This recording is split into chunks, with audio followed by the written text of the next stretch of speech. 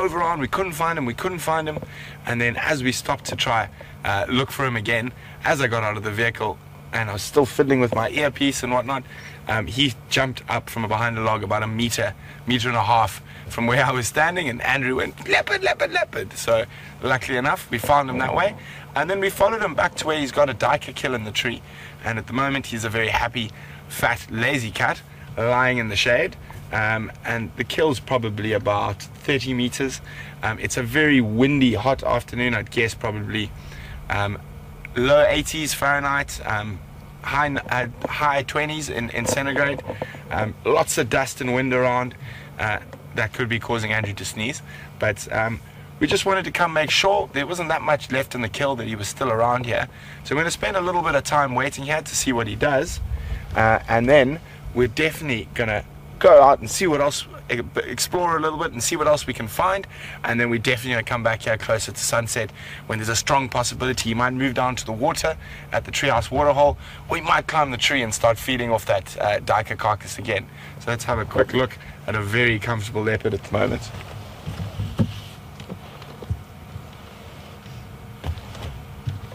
And you can almost smell the dust in the air today. It's very, very windy.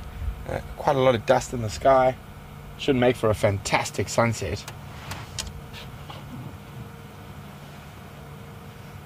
So here we go. Sleepy cat. Found a nice shady spot, quite close to where he's got that kill in the tree, so you can keep an eye out for any marauding birds, specifically bateleur, sometimes steal from leopard kills. So you wouldn't want to move too far off. And also under the tree, not too much shade at the moment, so he's moved about 10-15 meters away, lying up and enjoying the shade. You can see how amazing the leopard camouflage is working at this time of the year. So as we zoom out, he disappears almost. So we're going to zoom off to the tree, so you can see there that nice jackalberry or African ebony tree. The kill is on the northern side of that tree. We're not going to be able to see it from here, but Andrew has a good idea where it is. It's a little bit higher, Andrew. There, it's around there. That's where the carcass is.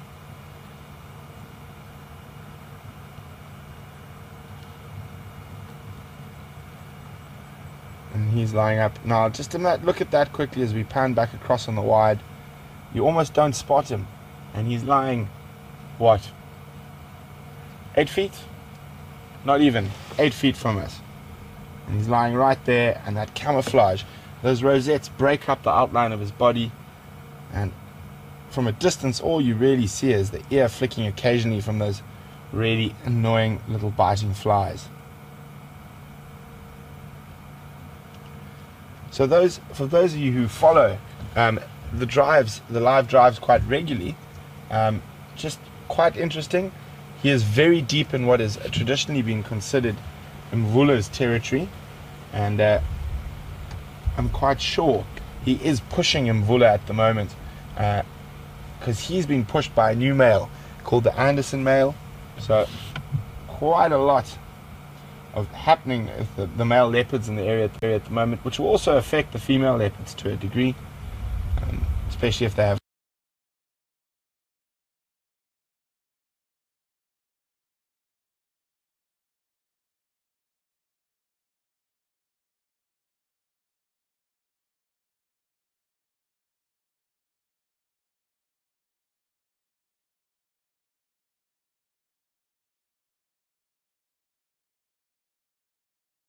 at the moment, which will also affect the female leopards to a degree, especially if they have cubs or whatnot. There might be some infanicides, and which would lead to cubs or whatnot. There might be some infanicides, and which would lead to more mating.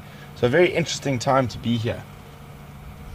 For those of you new, apart from being live, we're also interactive, so you're able to ask us questions about what we're seeing out here in the bush, and you can do that by emailing us at questions@wildearth.tv, or you can use the hashtag SafariLive on Twitter. There we can see the heavy breathing. Gigi's got a belly while it's quite warm. And only really think about moving up to feed some more or heading down for a drink when it's a bit cooler. I don't think he's going to get up to too much now. We're going to stand by here for another 15 or 20 minutes, just in case he might move. By here for another 15 or 20 minutes, just in case he might move. After that, we're going to go exploring, but we will definitely be back here a little later on the drive. But in the meantime, I think we should go have a look at what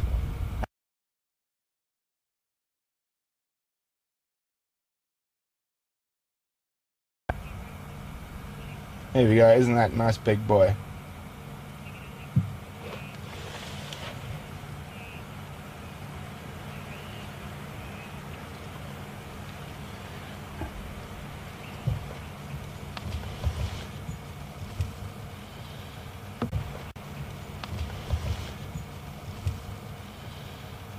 So, while we stand by here for a little bit longer to see what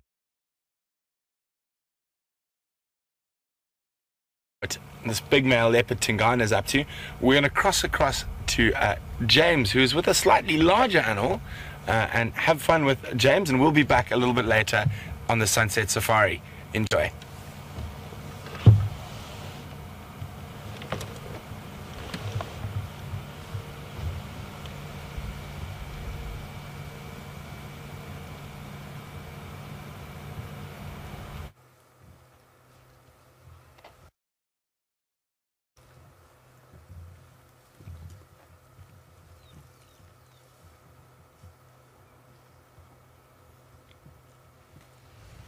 Hello everyone.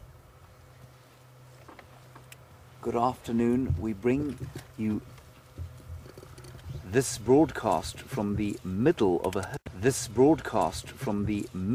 herd of elephants. A magnificent herd of elephants. Viam and I have been sat here for about 20 minutes, just sort of as part of the herd really. We haven't been eating any of the knob thorns.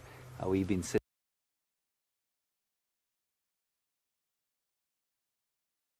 and watching quietly.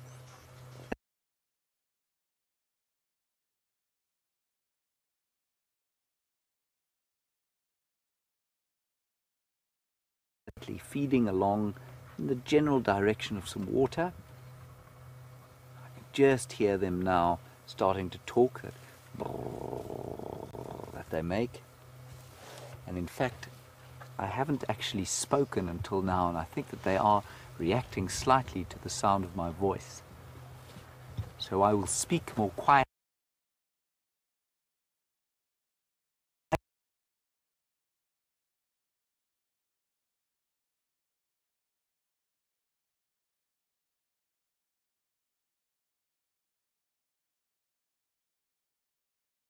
All suddenly started to move.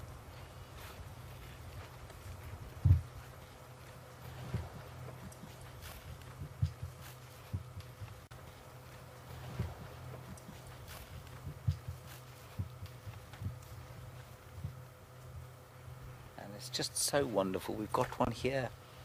We're kind of surrounded by them, which is, 10 years ago it was a fairly threatening situation to be in, but now they just seem to trust us so much more than they ever used to before. And so we can sit here in quiet comfort and enjoy ourselves. And you can see how close this youngster is. Looks like a young bull, and he's totally unfazed by us. The only thing that seems to faze them, we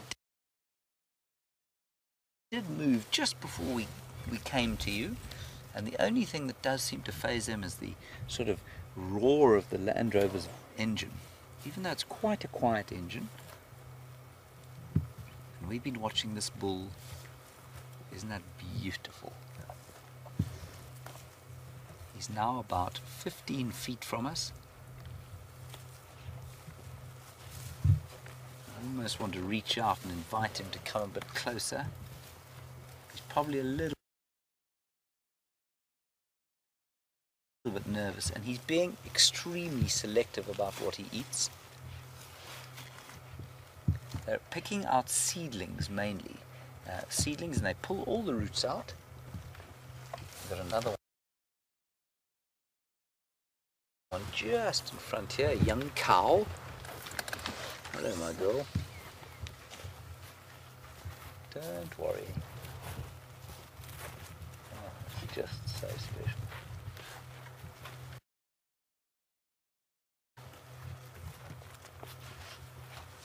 It's so peaceful to be around these animals when they trust you.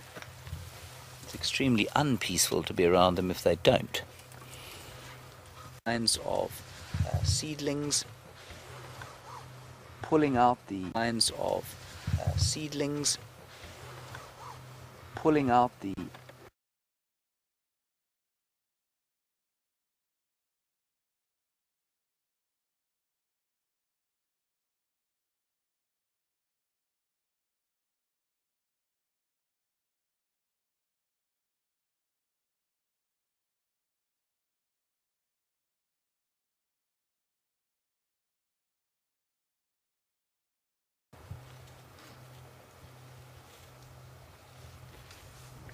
seems to be a lot of eating of knobthorns, especially little knobthorn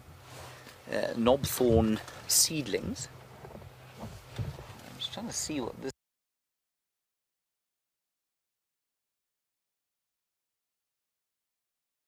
one is actually selecting.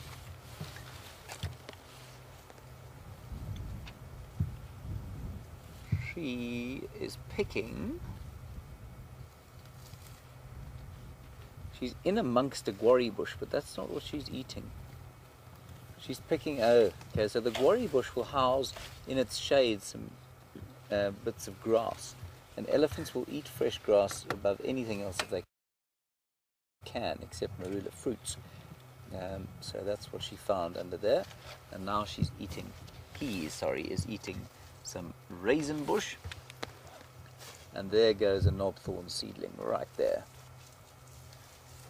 And bits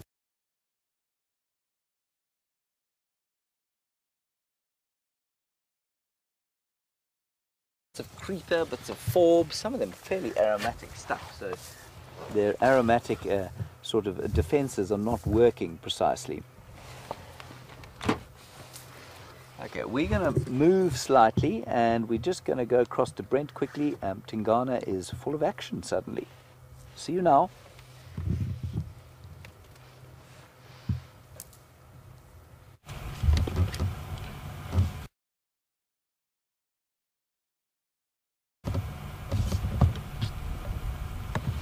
Welcome back, guys. Sorry, I was just trying to get around. The bush is quite thick. He just got up and he walked that quick distance and I had to travel quite a long way around, but he's gone up the tree and started feeding, so we're going to move around to the other side. He's with the sun behind him at the moment. I'm just going to try get to where we can see him. Maybe if you go in a little bit close there might be a bit of an arty shot, Andrew. I can't. Here we go. You can just see his silhouette there. I'm going to move around to where we get the sunlight from behind. He was just too quick for me today, I'm afraid.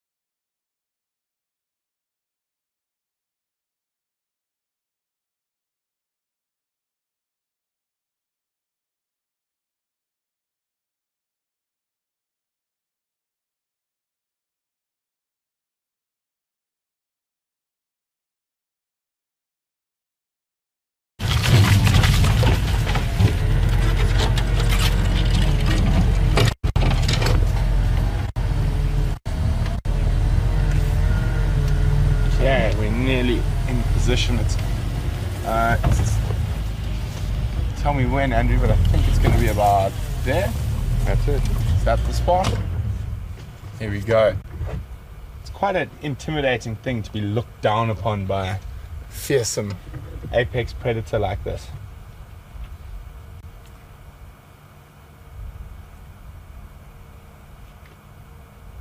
So we've got some questions from Kenneth. Kenneth would like to know what would happen if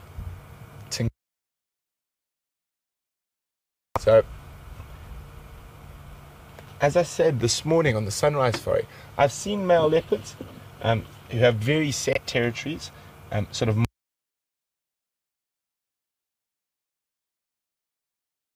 much a meter away from each other, growling and the fight.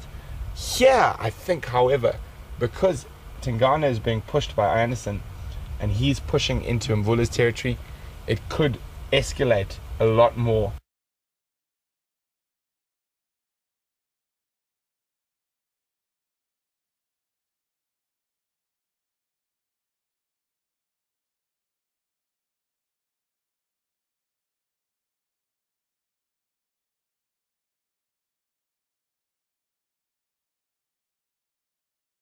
He is pushing into that other male leopard that he has had possibly interactions with in the past. So a really, really great question, and I'm pretty sure he would recognize Mvula from his scent and possibly from having fights or standoffs on the boundary with him before.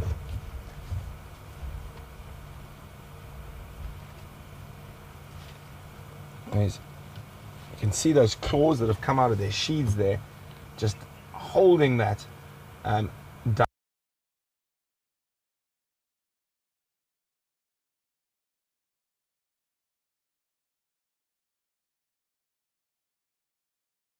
duiker carcass in place. And the moment you can see he's using those sort of front teeth of his to pluck out the hair, so you can get to the good protein bits.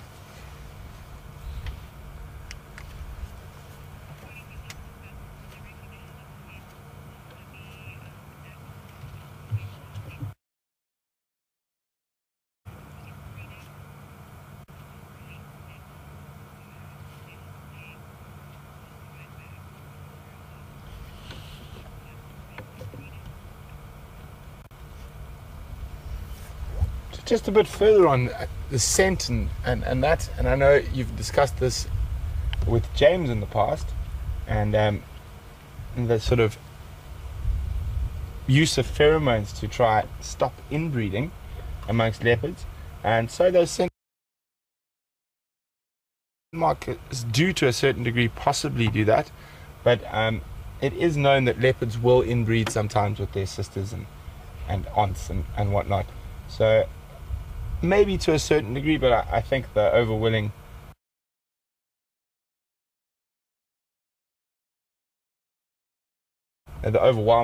instinct would be to mate and propagate, so I think that might overwhelm that sort of scent marking that will stop leopards from inbreeding. You see he's trying to get rid of all that fur. He's trying to find a more comfortable place to feed at the moment. Because at the moment his back legs, he's still standing, and he's probably trying to find a spot where he can lie down, but at the moment I think his belly's a bit full to let him lie down.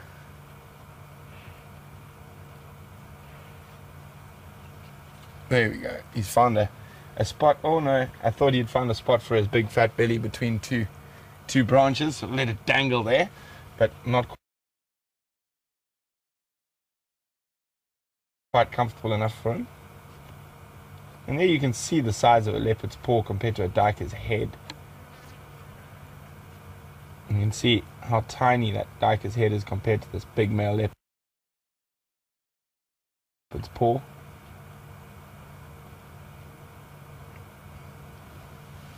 So he's very actively plucking the fur. Obviously he is going to swallow quite a lot of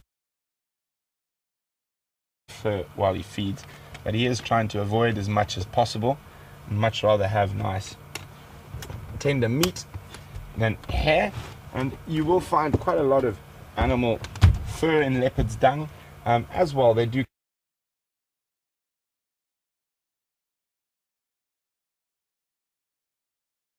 cough up sort of hairballs of fur, and sometimes of horn and hoof as well.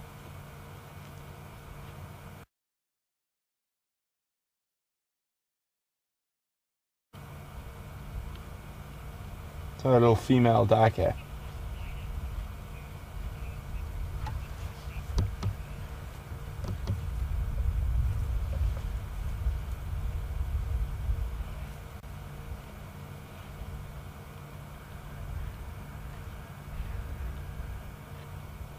So as sad as this might be sometimes, with animals dying, and it does look like a very sweet young duiker there, but if this male leopard didn't catch and kill this duiker, he would also expire and cease to be.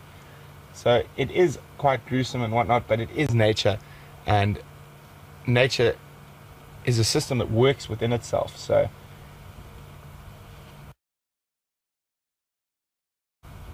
without killing and eating, there wouldn't be the natural system that we love to observe so much. We are actually, with the wind, getting rained on with duiker fur. I'll try and grab a piece next time. There you go, you can see he's trying to get rid of that duiker fur in his mouth. Oh, it looks like he has got it, but oh, there we go. You got some. I caught some. So I just caught a bunch of duiker furs that was drifting down towards us. So there we go. And he's removed that. It's obviously not so tasting. And also, let me just put my hat in the way so you guys can see properly. Where is going to be best? There. How's that? No, rather let the sun guard it. You sure? Yeah. Okay, there we go. You can see there, and obviously leopards aren't able to digest.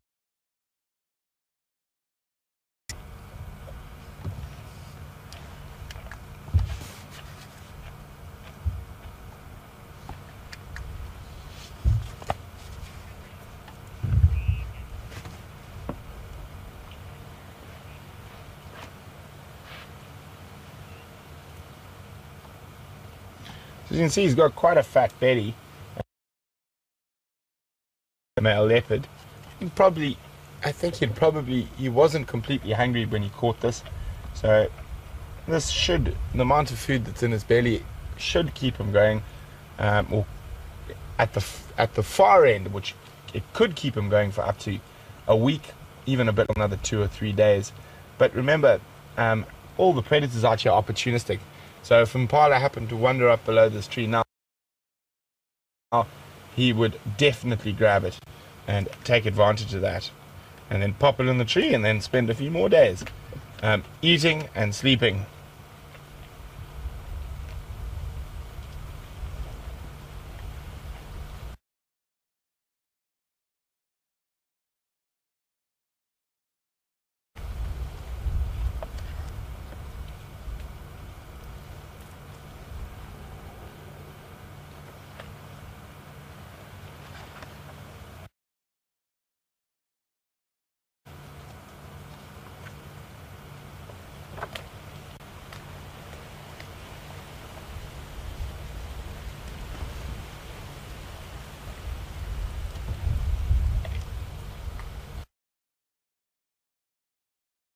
Don't know if you are able to hear him crunching through the bones. It might be a bit difficult with this very strong wind we're having today.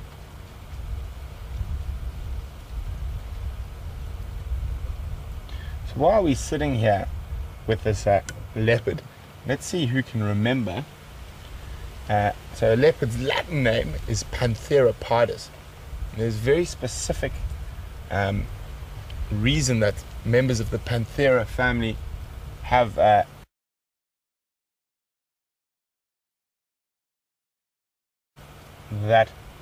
all members of the Panthera family share.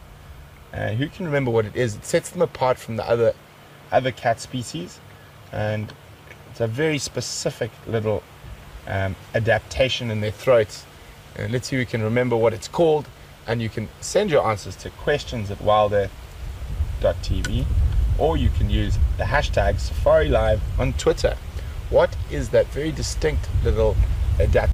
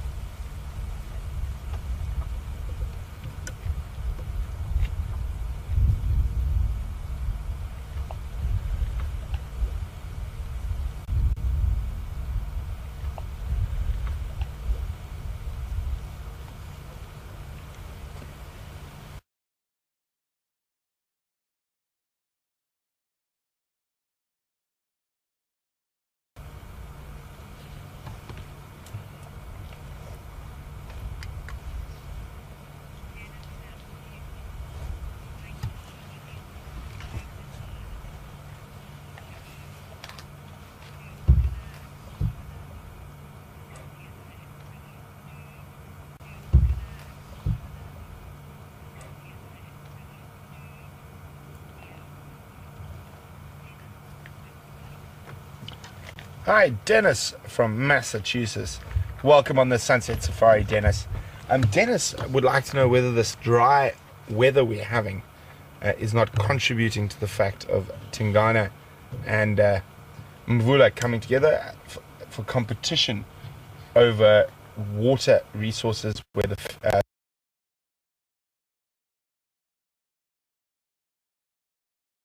prey species are drinking. Dennis, I do not. Both of them have sufficient water and prey species within their territory. I think here it is almost exclusively a territorial battle, with Tingana being pushed by the younger Anderson male in the southwest, and therefore he's now pushing Mvula here on Djuma. So he's pushing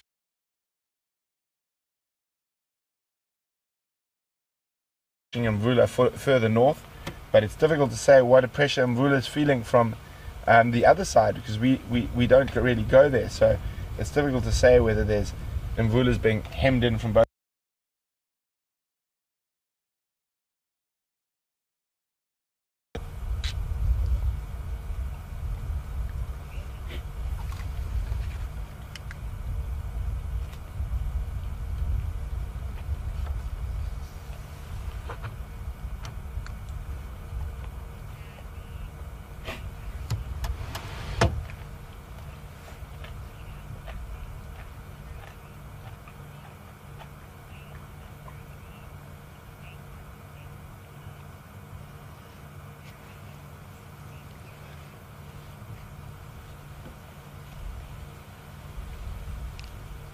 Hi, Sandy from Palm City, Florida. Welcome on the Sunset Safari.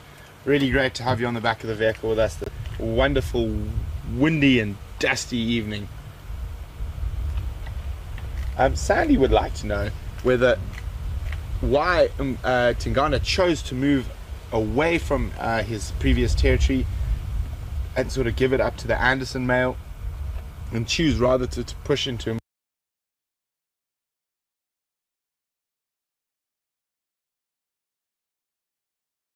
Mvula's territory. Well, Sandy, the main reason is I've only seen photographs of the Anderson male, and it's quite difficult to judge size or whatnot, but as I know, he's a bit younger.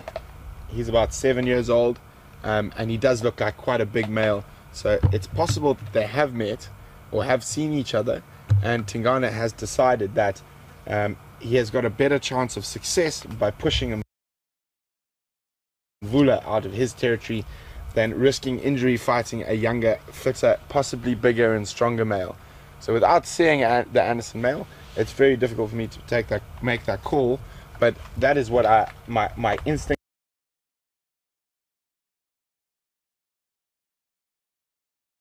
would say, that he's decided that Anderson male is a far greater threat in terms of injury from a fight than Mvula would be.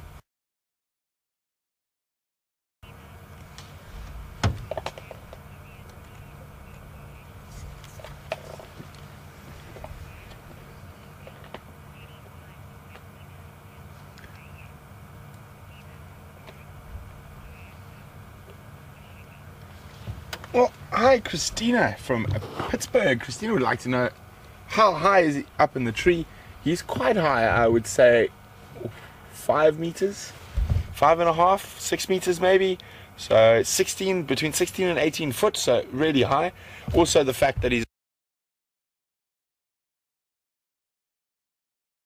the trees on top of a termite mound obviously increases that height. And then also, Diane from Pittsburgh would like to know, has there been any sign of hyenas yet? And no, there haven't. Is if we can get him on the stomach there, please, Andrew. So at the moment the stomach, which is hanging precariously, you can see it dangling there, is hanging precariously by a little bit of sinew still. Hasn't been opened, so there's not a lot of smell around this carcass. But I think if that were to fall and break, we are quite close to the hyena den, and there is strong winds around today. I think that might attract hyenas. But at the moment, no sign of hyenas.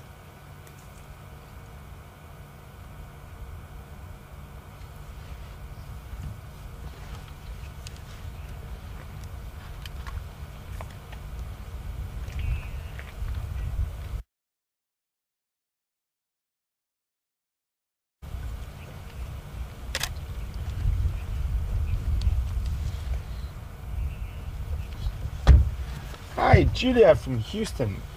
Julia says she's looking at the paw that's holding the kill. Is possibly one of his toes injured. Julia, I didn't see any possible injury. I think if there is any blood on that, that is belongs to the duiker rather than the leopard. I personally didn't see any injury, and I didn't see any limps this morning when he was moving, or the sunset safari.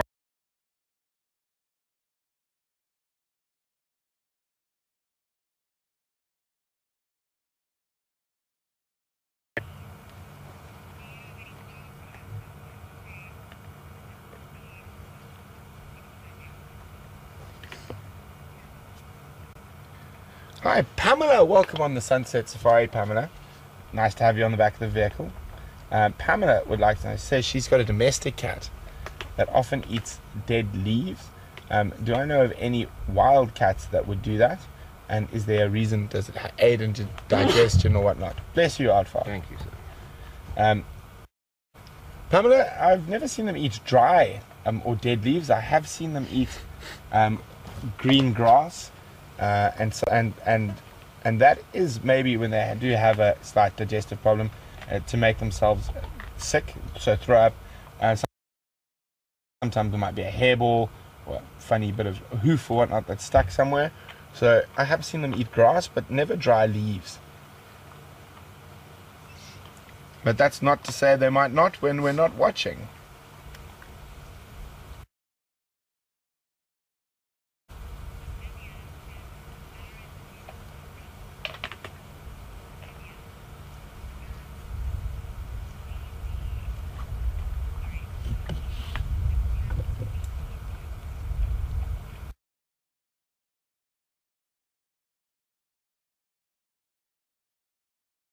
Right track.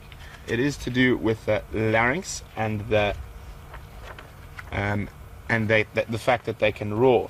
So in the big Panthera species, the hyoid bone or hyoid apid bone or hyoid apparatus, which is at the base of the larynx, is solid in all small cats, including cheetah, enabling them not to have great vocal control, and they cannot make lots of big noises. Whereas in big cats, the Panthera species, has a diagram of the hyoidian apparatus. So here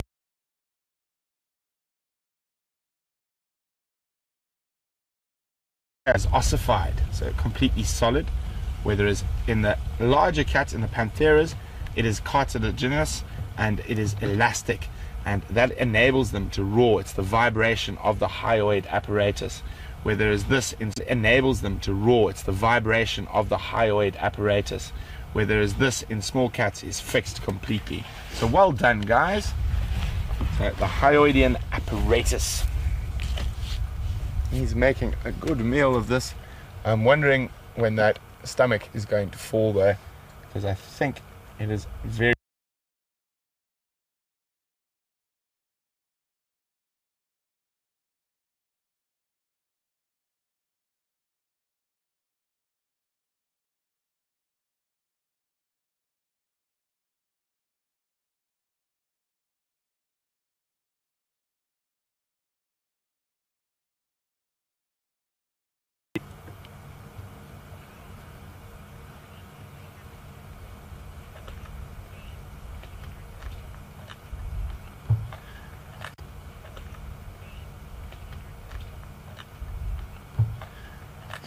Hi Charles, welcome on the Sunset Safari. Welcome on the back of the game drive vehicle. Nice to have you with us, Charles.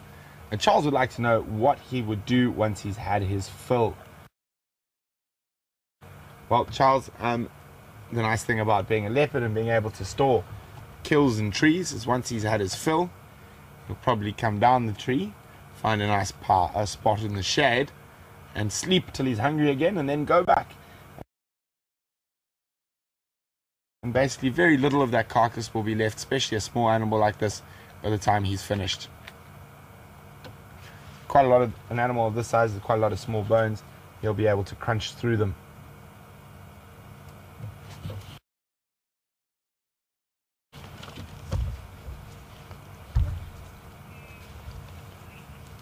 You guys must be getting some great screenshots there as he looks up and the light catches his eye. So I'm looking forward to seeing some of those after drive.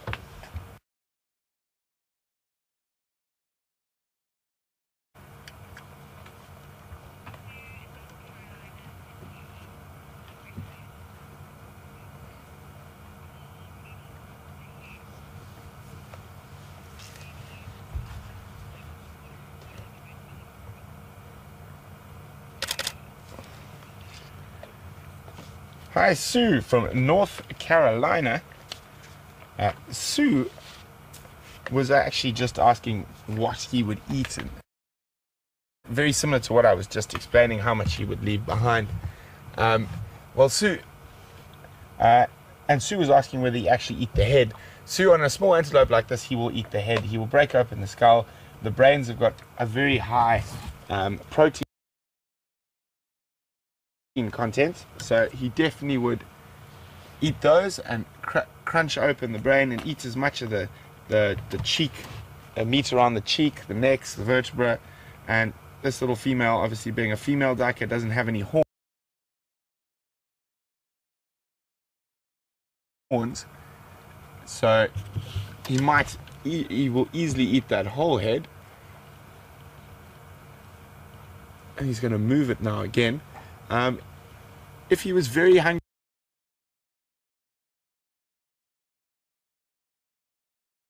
and some leopards do, some leopards don't, he'll actually open up the stomach and then eat the sort of the tripe and the stomach lining, but there'd be very little. And on a small animal like this, he might swallow the hooves even though he can't digest them. He will still swallow them and then just either cough them out or defecate them out later. But when a leopard first starts feeding on something, they do have particular things that they favor. So they'll generally eat the internal organs first: heart, liver, lungs, kidneys, very high, or liver especially, very high in iron and other nutrients. So they will generally eat those first in case they lose their kill to another predator or whatnot.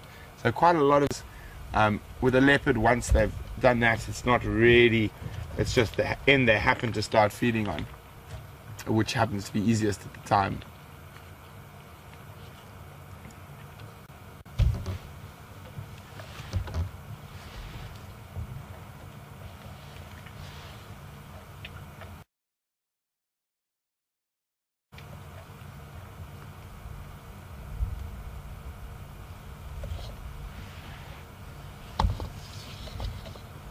So just having a look to see if there's a better position where we might be able to move to get a different angle. I'm not sure there is. I think this might be the best position we're in at the moment. But we can have a quick look quickly, and then if not, we'll come back to the spot.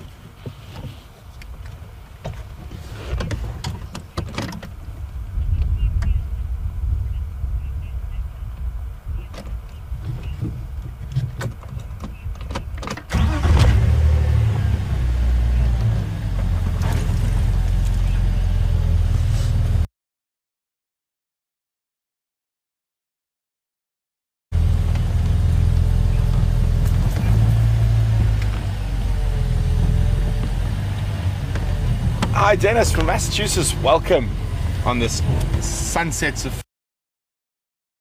safari with a magnificent male leopard up in an African ebony tree. Dennis has got quite a nice, interesting question that encompasses quite a bunch of different things.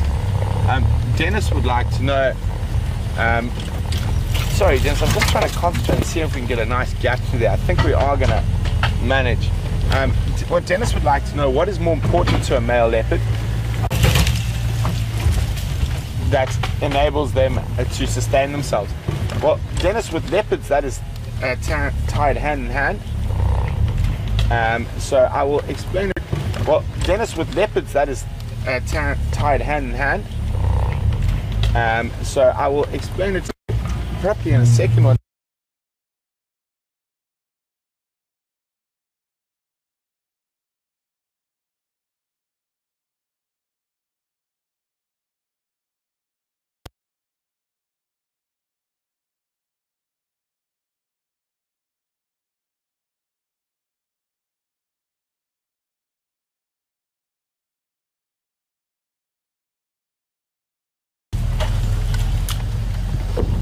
A little bit forward, or a little bit to the right. Right.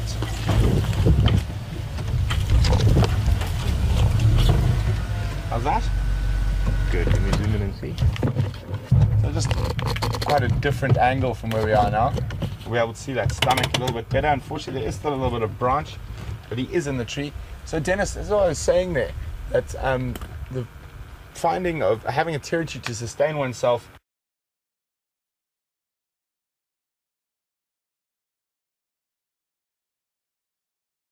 and mating, those go hand in hand. So a male leopard's territory will encompass a couple of females. So he will have breeding rights to at least 3 or 4 females. But the interesting thing with leopards is, whoops, and dropped a little piece of bone there. The interesting thing with leopards is, it's the females that generally initiate the mating, and the females will move out of territory to mate with a male leopard. So that is fascinating, and that also helps with genetic diversity. The females will often move 2 to 3 territories over before mating, and they'll mate with multiple males. Sorry guys, if you wonder what that clicking is, it's just me getting a few snapshots. I feel I've been neglecting my photography for the last little while, so 1 or 2 shots. Sorry, just excuse me for a second, I've got to get on the game drive channel. The other guys are getting mobile. Pack's coming.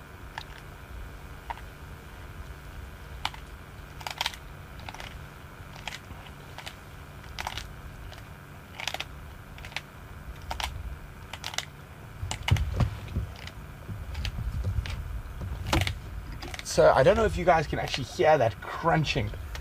He's going straight through the bone. If you get a little bit closer on him, Andrew, you can actually see he's eaten through the whole sort of front bit of the leg bone.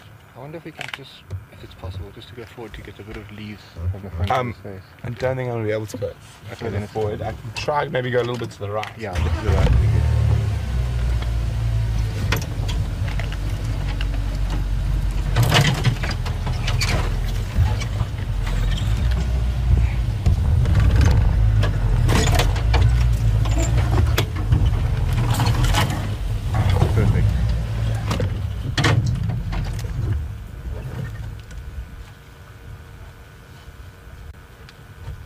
So he actually, I don't know if you guys were able at home able to hear that crunching as he ate through the whole bone. You can see how precariously that stomach is dangling, just hoping that that pendulum swing doesn't drop it on top of us.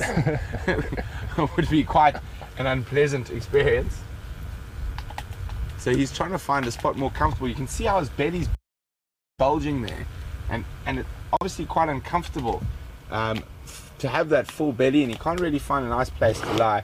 You see, if it swung a little bit, it would land literally on the front of our car with that pendulum swing. But he's now moved a little bit, so we need to have a check. I think we might have to move again. We'll sit here for a little bit. So you can see that stomach hasn't been open and it's hanging on by a piece of sinew. I'm getting quite worried that it's dangled light coming through the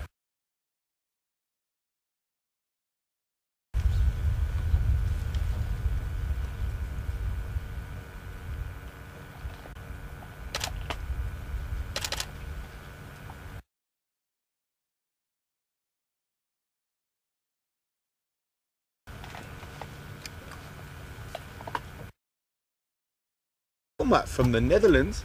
Hilma would like to know how long would it take for a leopard to kill this duiker. With a small antelope like this, it depends. They're probably, and a big male, he wouldn't have gone for the traditional throat hold. He probably would have done a cranial bite, so instantly as he bit through the animal's skull, and those long canines would have gone straight through. Don't like that way that stomach was rubbing. Don't feel like being splattered in duiker stomach contents just yet this afternoon.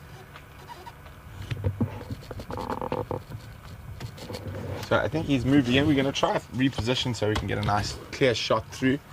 But we are being incredibly spoilt. I thought he was going to take a long time before he decided to climb up the tree. But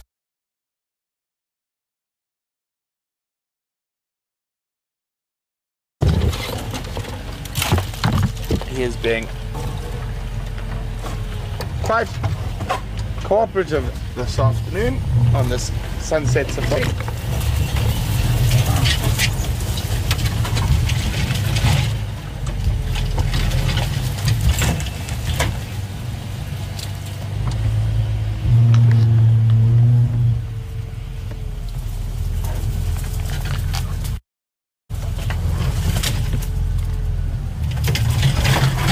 Hi Elise. We've got another question about the highway dam apparatus. And she would like to know if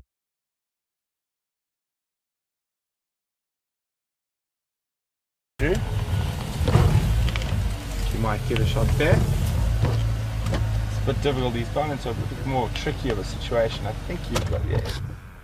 You're not going to be able to move it any much further than that. So at least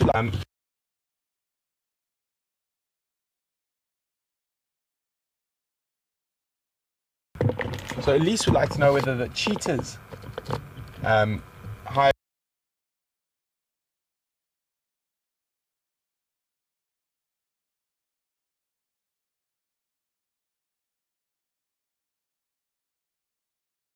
So he's gone in and he's got the majority of the brain out now. So it's also a high protein area, and you can see the eyeballs dangling.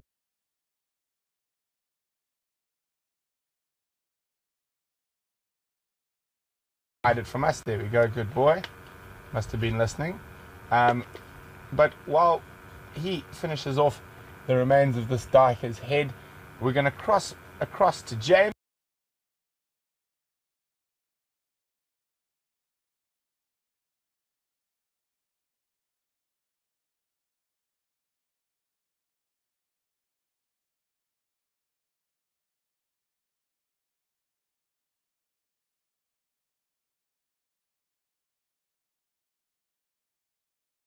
I'm drinking a little later. So in the meantime, we're going to stick here with Mr. Tingana, and we're going to go off to Commander Bond. We'll see you a little later in the drive.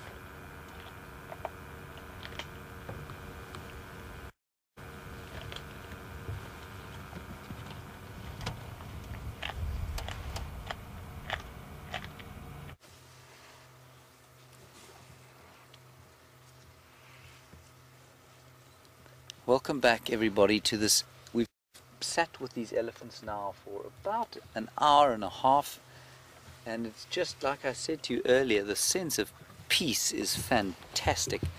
And as you can see now, we're in this drainage line, and it's the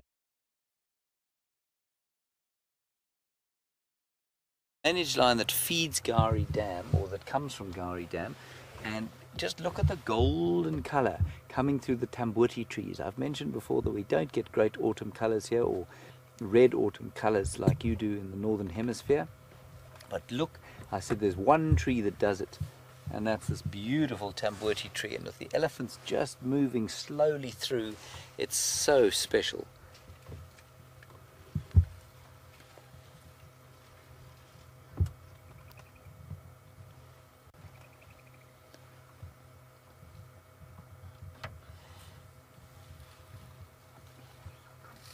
Hi Pamela, oh look at that beautiful colour. Wiam's constructing himself a masterpiece here. Pamela, lovely question. Elephant communication has fascinated human beings for centuries. And your particular question is around their ability to feel communication through their feet. I've read that. I'm not sure of the exact mechanism of how it happens. I believe it does. Certainly, when they used to do the cull in the Kruger National Park, if they were culling in the south of the park, elephants to the north unquestionably were affected, and so they were communicating over enormous distances. And so there is a thought that they are able to sense vibrations through feet. And whether that's true or not, I'm not sure.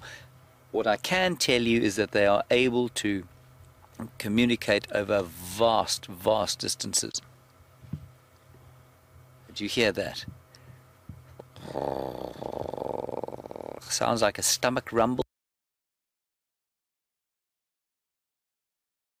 And as I've said before, it is the larynx. They have a huge larynx, and that's what makes that wonderful sound. There's another one just to our left that Wiam's now going to show you.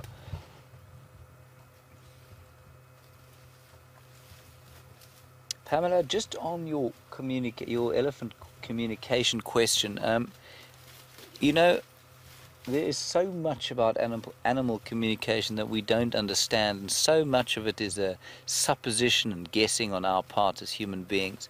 You know, and I'm really talking off the top of my head here, with the advances in quantum physics and our understanding of things like information transfer at a distance, these elephants may well be talking to each other on a plane that we just have no idea about just yet. And the other wonderful example is those huge swathes of starlings that you get in the north, in Europe, and the quilias down here, millions of birds flying in a squadron together and in a flight path and changing direction instantaneously at the same time. It's an incredible feat. You know, any aeroplanes that were doing that would crash into each other, and there's never an accident. No one has any idea how those birds do that. So elephants might communicate in some similar. We're going to let him move and just become comfortable with us. We are blocking his way slightly.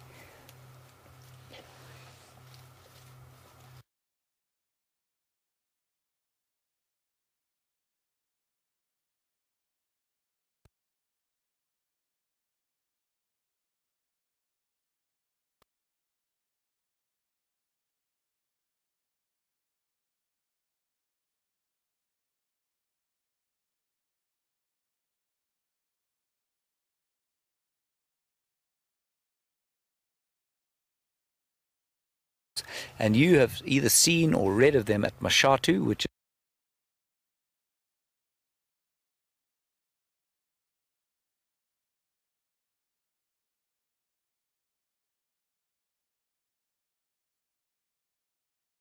so monozygotic or fraternal, so from two eggs. I I honestly couldn't tell you.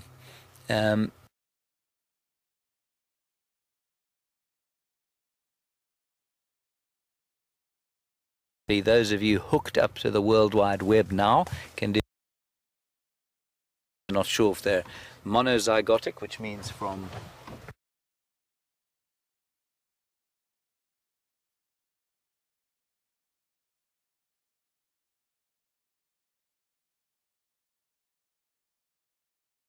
eggs that have been separately fertilized, which obviously gives you fraternal twins. We're going to drive a little bit up the drainage line here, mainly, in fact, because I think the light is so beautiful here that even if we don't see an elephant immediately, I'm filled with such a sense of Africa's healing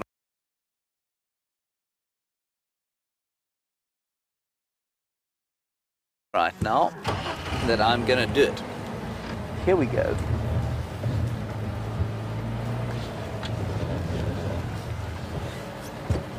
We are heading towards the water, but like I say, not with any great urgency at all.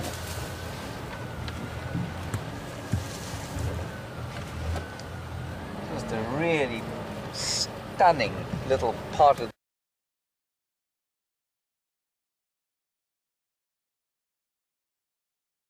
the reserve that I haven't seen before.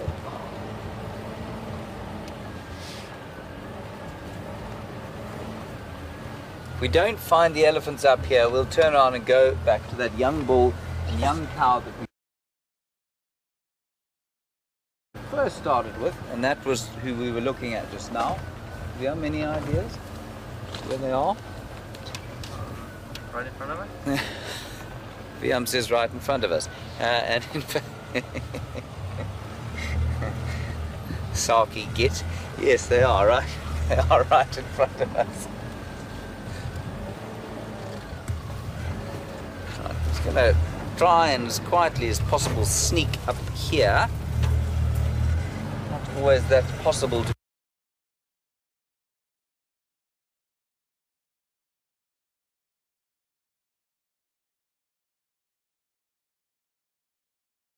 Necessary stress.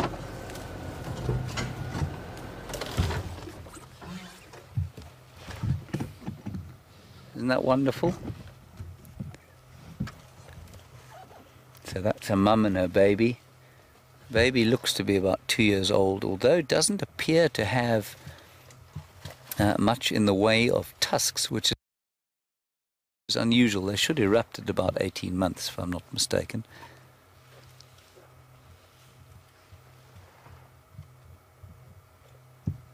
There's another one behind us. Just to warn you, Viam. One tusked young bull. And they seem pretty relaxed.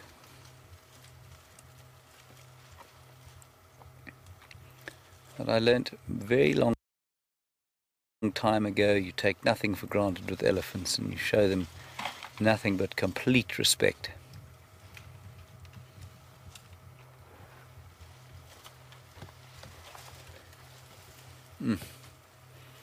To be that close to a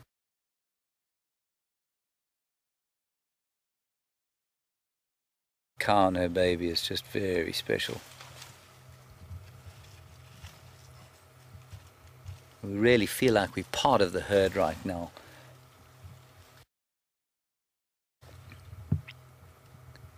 In this gorgeous golden Tamboti forest.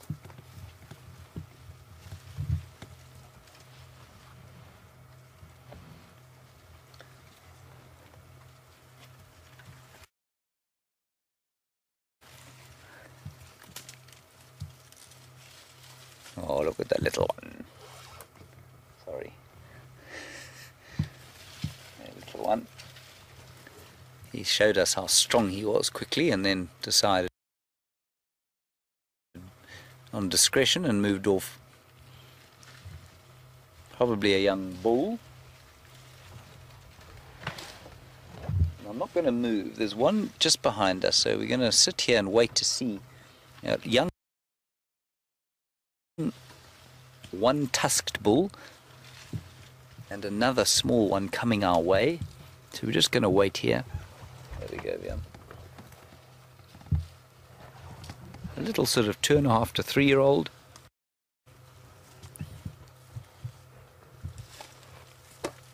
Very sweet. And then a young bull behind us with one tusk. He's about to take VM off the vehicle.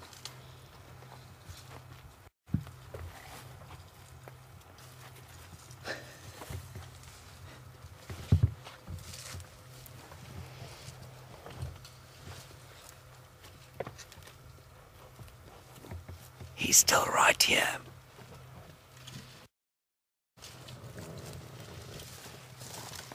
Hello, old boy.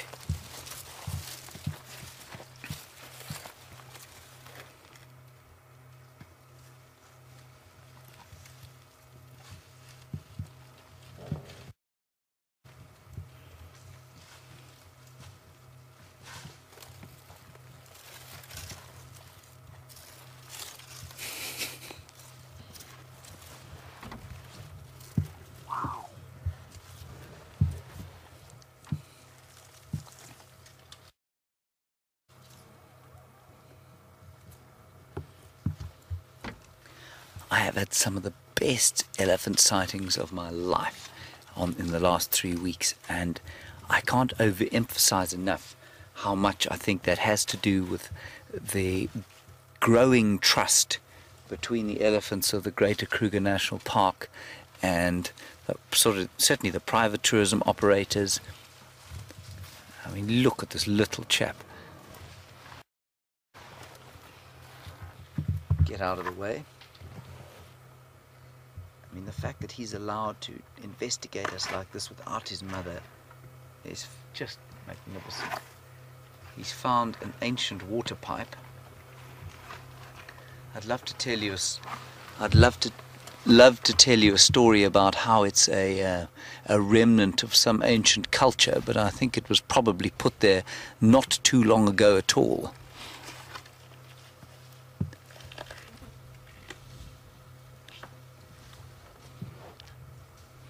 And he's sucking his trunk like that as a sort of sign of slight discomfort. He doesn't really know what to say to us or what to do, but he's having a look.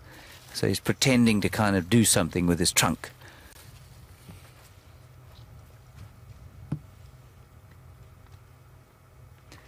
I'm sorry if you lose my voice every so often. When they are very close by, I tend to whisper quite a lot.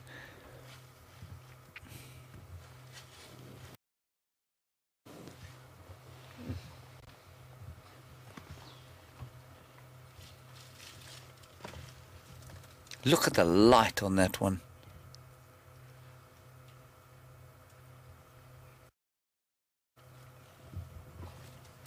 Oh, they're all talking.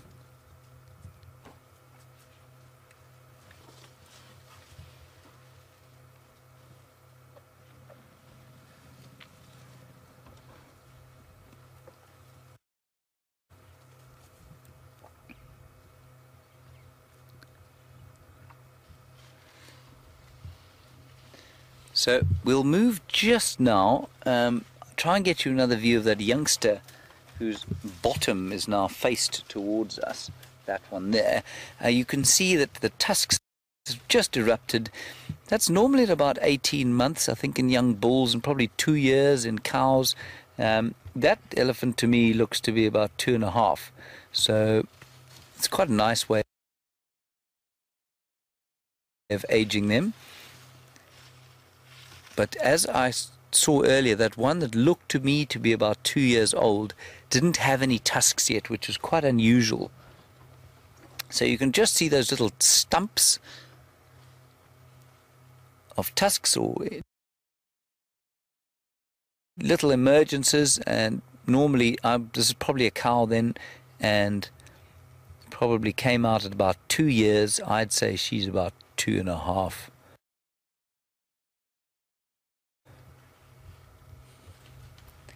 Again, never can be too sure. Right, I'm going to move slightly forward.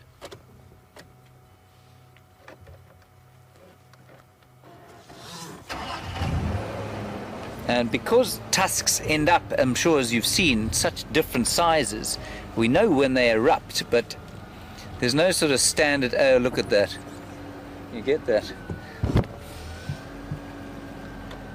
just clean.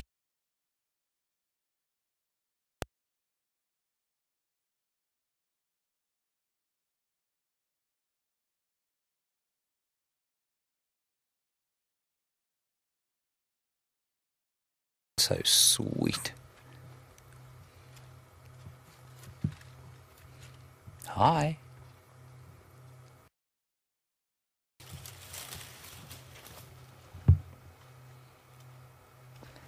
Very brave little fellow. Little female. 'Tis a little female.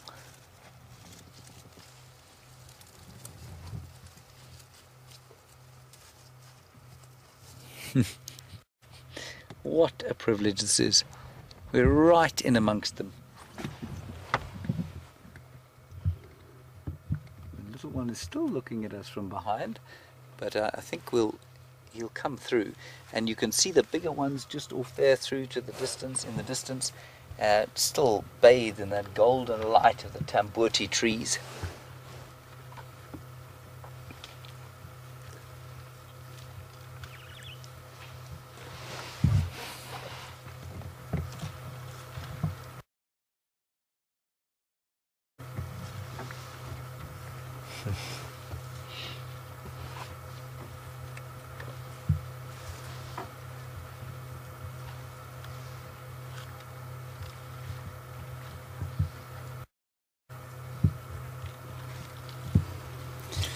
Pamela, thank you for your question. You ask why it is that they have so many wrinkles, and is there a biological reason for it?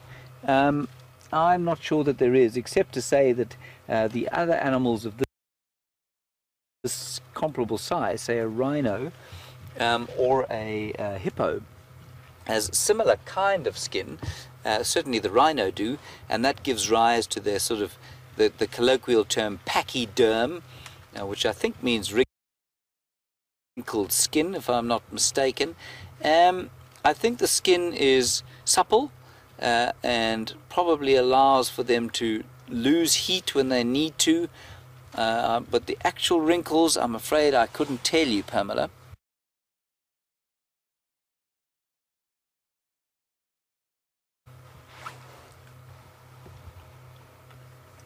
Right, shall we move a little here, see what else we can see?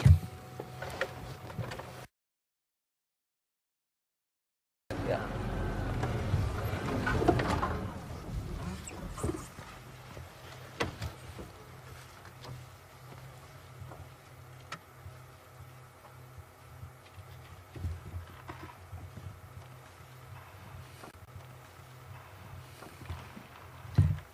Oh, that's magnificent. Walking along.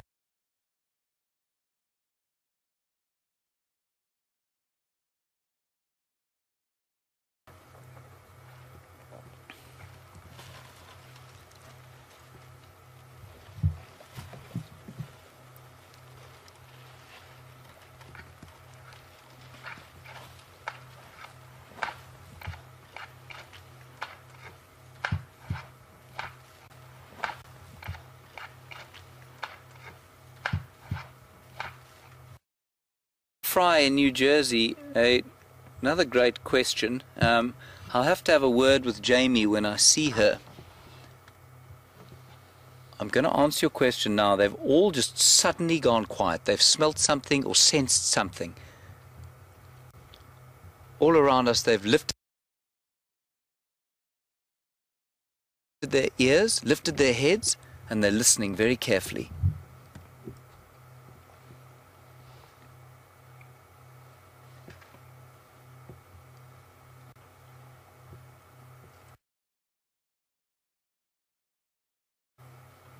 Isn't that interesting? Seem to be calming down slightly now. There is a bit of a breeze blowing from behind the vehicle suddenly, and maybe they've just picked up our scent. Smell can have such a profound effect on animals and us.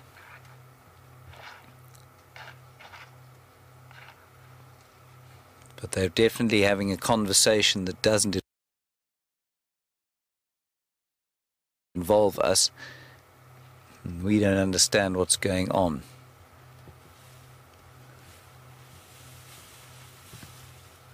Just wonder if this isn't another herd of elephants that's come across here. I think that's what it is. I think there are a few elephants here that weren't here initially, and maybe this is a sort of greeting process. Definitely not smelling us, ignoring us completely.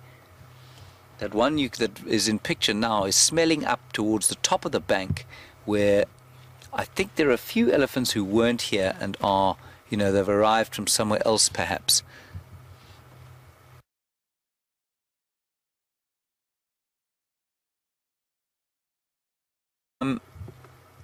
Neural pathways. Apparently Jamie told you that there are certain neural pathways in the brains of elephants, some of the cetaceans, so dolphins and whales,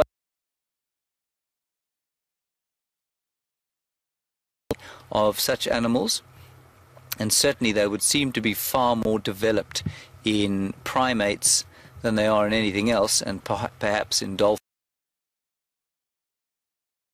too, and maybe in elephants. Elephants definitely have highly sophisticated communication techniques, but primates take it to a whole new level, until, you know, except the more that we learn about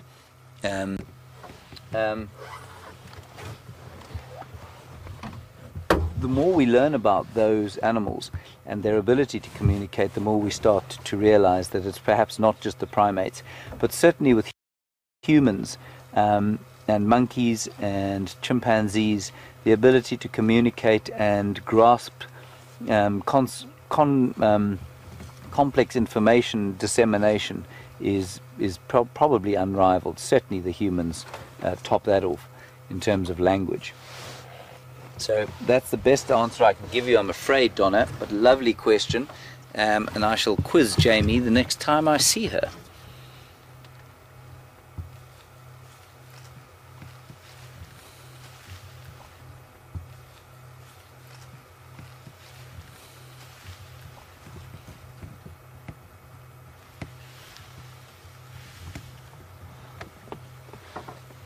So I might just go back a little bit, Viam, shall we?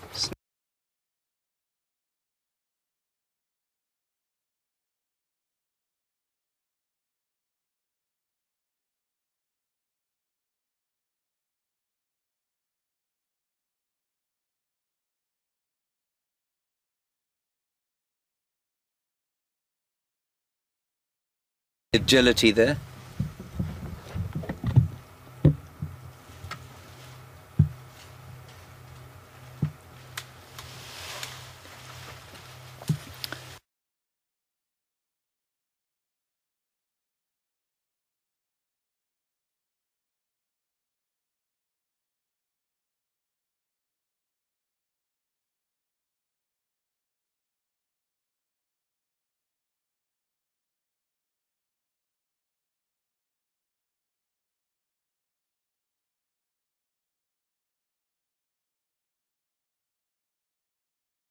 They'll never be able to come up after me. Well, there's that notion put paid to. Penny, you want to know, when they're walking and you see them lifting a foot, a little bit like that one's doing there now, are they deep in thought? Well, they are sort of deep in thought. It's often an indication called displacement behavior, where they are fidgeting.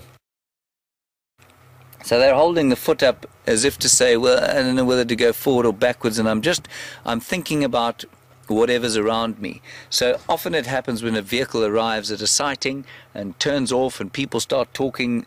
Often the matriarch or some of the elephants closest by will lift their feet up like that, and in so doing they're indicating that they're not quite comfortable and trying to decide what's going on. As I've said before, a little bit like If you're in an awkward social situation, you walk into a party, you don't know anybody there, and so you start fiddling with your hem, the hem of your skirt or your jacket pocket, or checking on, I don't know, checking whether your tie is straight or that sort of thing.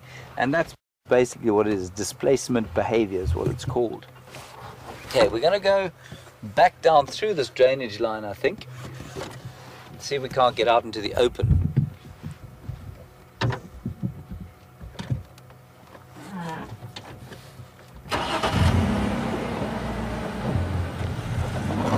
Hello, John in California. Another question about tusks. Nice one. Thank you, John. Tusk length, a bit like human height, where Viam and I were not blessed greatly, and people like Brent and Brian were. A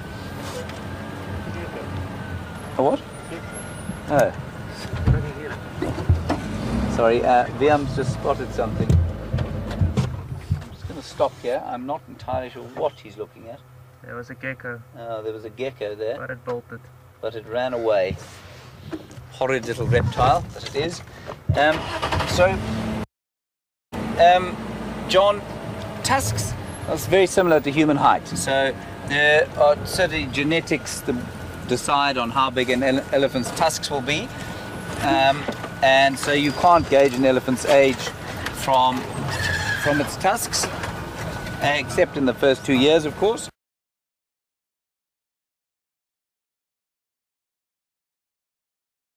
Do a little backflip, and Liam won't like that.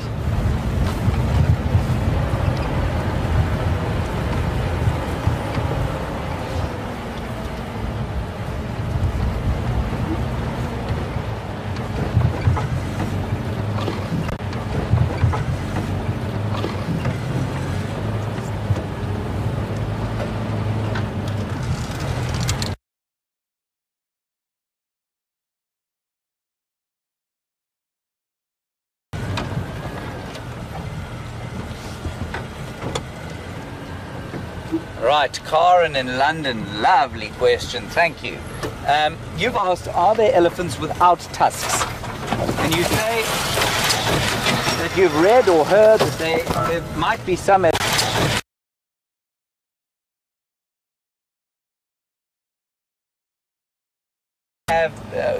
don't grow tusks in order to avoid hunting or poaching. There are two aspects to this question, very nice. The first is that genetically sometimes elephants just aren't born with tusks. Indian elephants, for example, the females don't have tusks at all, and there are some parts of Africa where there are sort of there's this general tusklessness. The second part of that question, are they specifically not growing tusks to avoid poaching? Oh, look at them all in the open there. The answer is no, not as far as I'm aware. Normally, the lack of tusks is going to be a function of the fact that the tusked animals and the big tuskers have all been shot out. And you know, we complain a lot about poachers, and we tend to go very angrily after them, and so we should. But so often it has been the result of commercial hunting that their real big old tuskers don't exist anymore. So, Karen, to answer your question, I don't believe there's any mechanism, or certainly none that I'm aware of, where an elephant cannot specifically stop its tusks growing. But certainly tusks of today are nothing like the size of tusks 100 or 150 years ago. Look at those two little chaps having a box in the winter time. Sneak a little bit forward.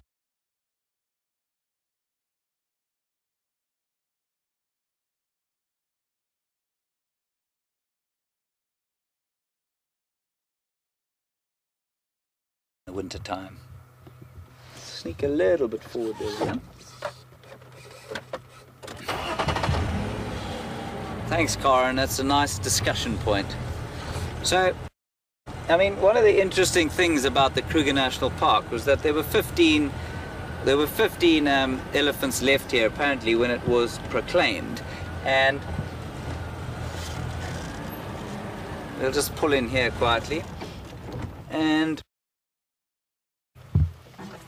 we often think of the Kruger National Park being proclaimed because, you know, it needed to be protected from all the local people that lived here. The truth is that local people had almost negligible effects on populations of large animals.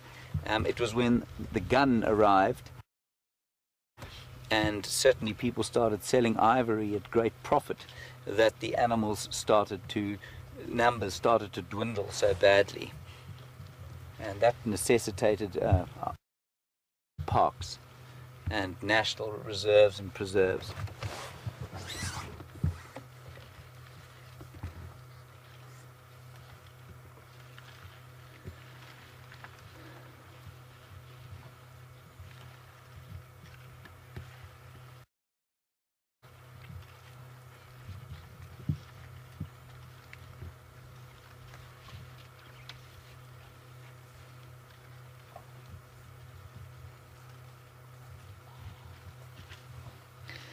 So, thanks Pamela for your question on another one on tusks.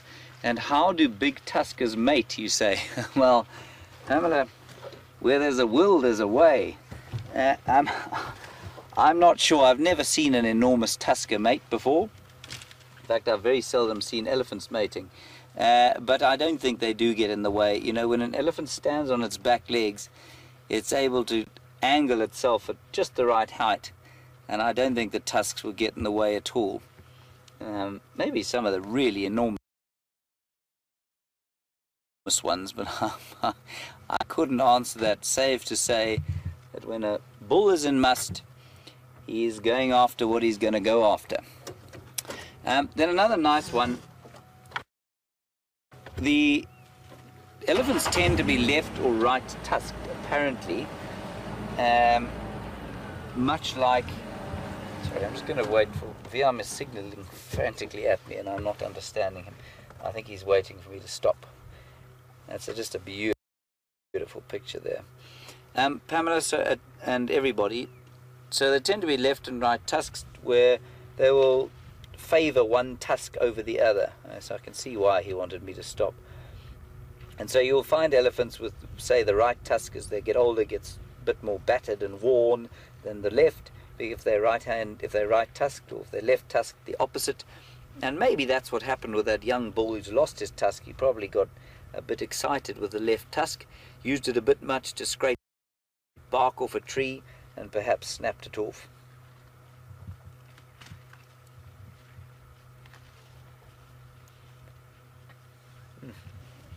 Beautiful pictures there, Viam.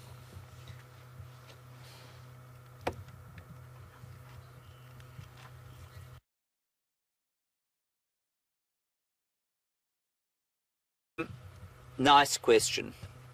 You say they're so active at night, at least during the day. Are they active at night as well? Now, the general rule, Dodie, and this is I really like this subject, is that the bigger you are, the less you tend to have to sleep. The less you tend to have to sleep. I mean, I'm not talking within a species, so I don't think big people need any less sleep than I or Viam do, for example. We're not large men. But the bigger the animal is, the less it seems to need to sleep. And that's because the physiological constraints on the metabolism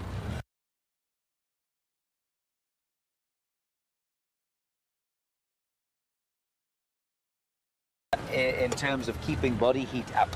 So elephants, apparently, adults will sleep sort of maybe 2 or 3 hours a night, maybe, and sometimes just doze during the day. If it's really hot, they will doze during the day. And certainly you can't afford to sleep too much out here. Whereas antelope will actually, you know, they have to lie down at some stage and have a snooze.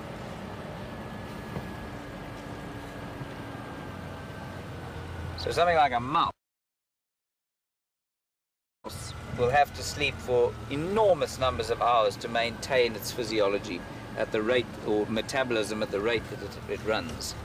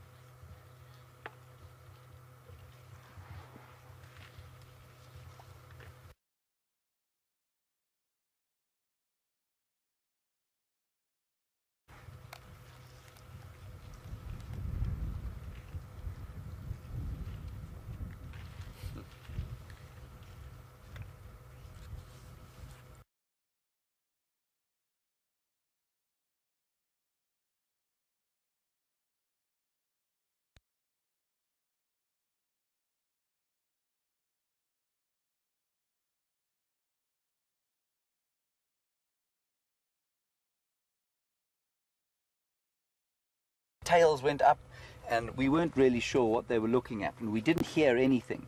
But definitely there was a communication of some sort, probably an infrasonic rumble that we couldn't hear. Sorry, not ultrasonic, infrasonic. Ultra means too high, infra too low, and that's probably, and we probably didn't hear it. And then Gracie, age 7.5. I do so enjoy getting your questions, so thank you for them. Keep them coming through, and get your friends to send them as well. Gracie's 7 at the Dayton's through, and get your friends to send them as well. Gracie's 7 at the Dayton's Children's Hospital in Ohio. You want to know, do I think that we will ever understand elephant communication? I really hope so, Gracie.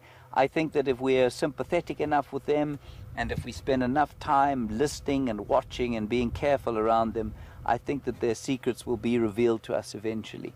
I think we're some way off that, though. Lovely question. Thanks, Gracie.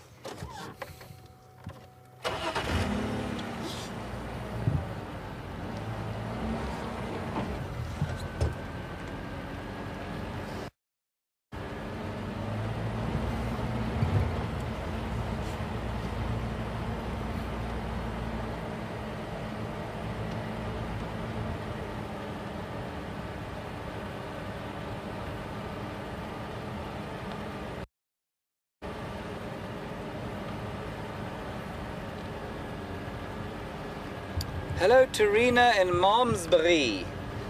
I'll give you a little bray there. Thank you for your question. It's nice to have it from the homeland every so often.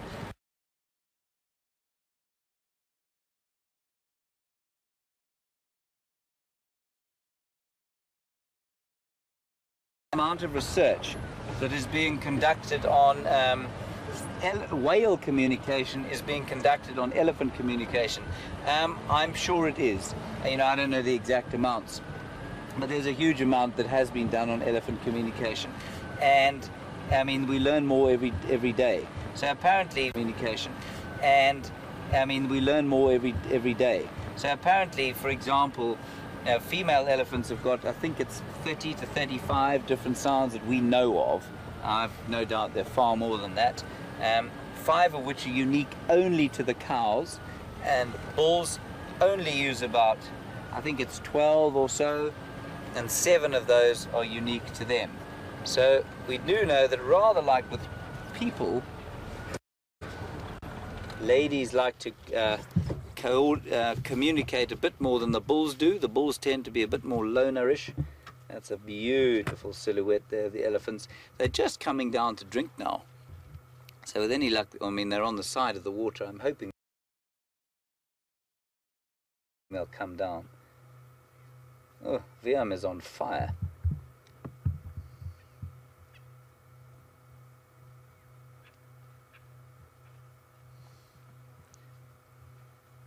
Such a humble fella, our Viam. He just pointed gently at the sun, when actually he meant stop the car now, or I'll slap you on the back of the head.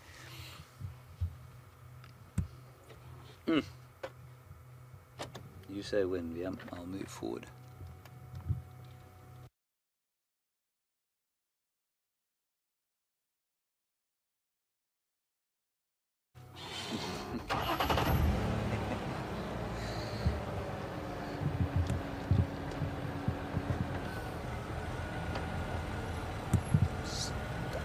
I mean, they're right at the water, but they don't seem to be making an enormous attempt to get down to it. I'm just going to go, I'll go around the corner here. Whoops. It's assuming I don't break the car before we get there.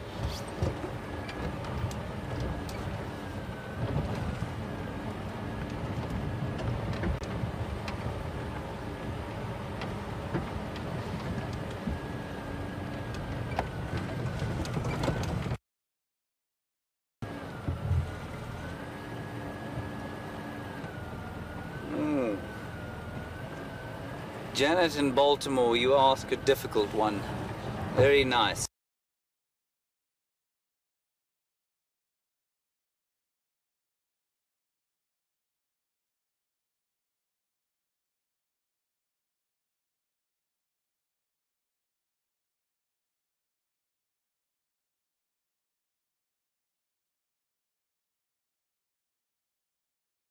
indicator of fitness, perhaps?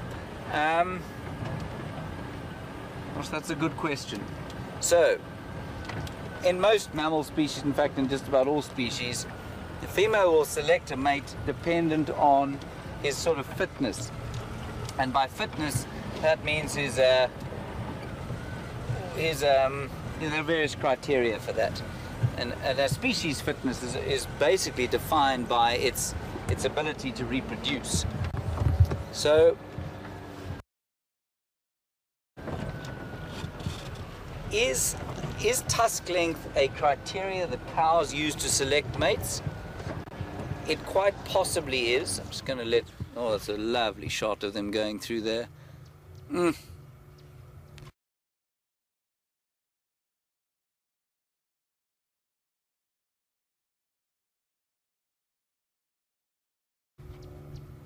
I would say it probably there.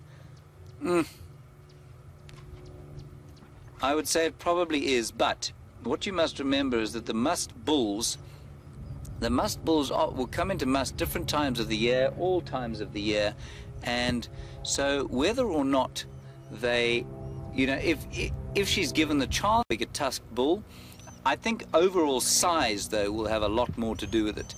If there's an estrus cow and there are a whole lot of bulls around, the biggest bull is the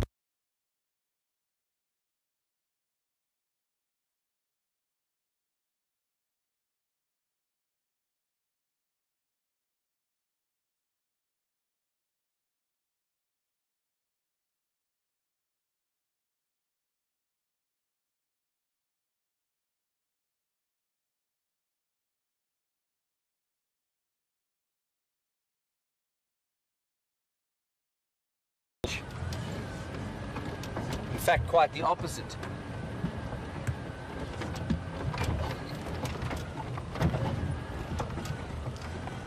These elephants are doing exactly what Viam thought they were going to do.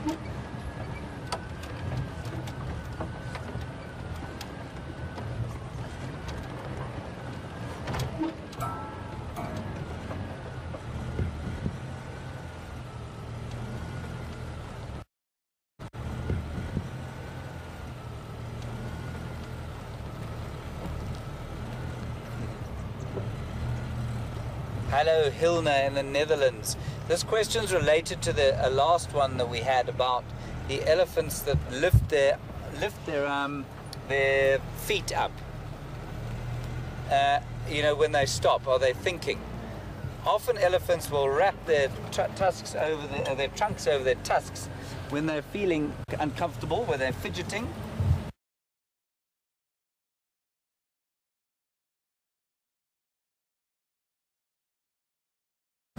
Like I'm doing with my hands if I'm feeling a little awkward, but sometimes the musk bulls will do it when they're feeling kind of aggressive and like a sort of young teenager who's walking with an attitude. So they flap the trunk over their tusks and they kind of march along as if to say, get out of my way, and then we do. Now Viam a little while back predicted that they wouldn't drink at this waterhole here, that they would go to the cleaner water of a pumped waterhole just around here, and I think that's exactly what they're doing.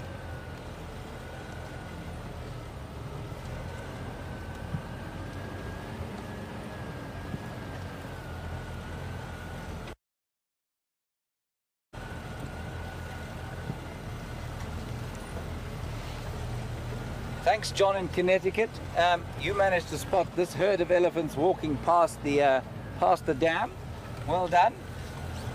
We are hugely appreciative of all of you who watch our dam cams. So please keep it up, and please keep sending us your updates. Just gonna let them walk through this. Oh wow! Can you see this drongo? What drongo? Yes, you can't see it, it's too close.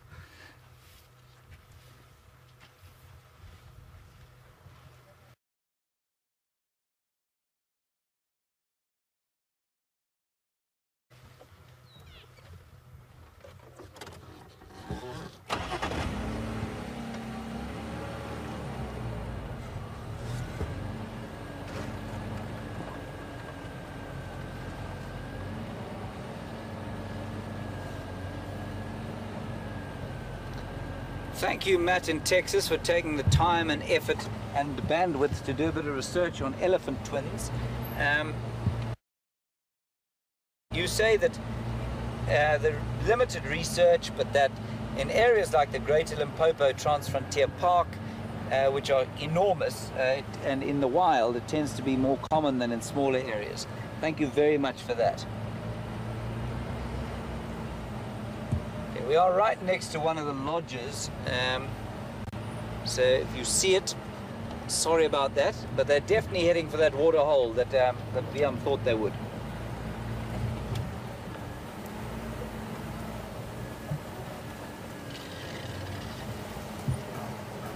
Hello, Ginny. You've heard that elephants have two-sided brains that are able to switch off half the brain in order to sleep. Now, I know that that is the case for dolphins.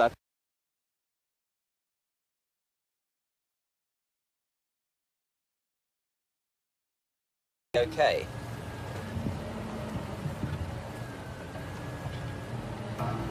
The light, I mean, it's beautifully filmed by our expert. Obviously Ariel there. So now you can see they're moving far more than they are feeding, and I think that's got a lot to do with the fact that they're getting closer to the water. Now,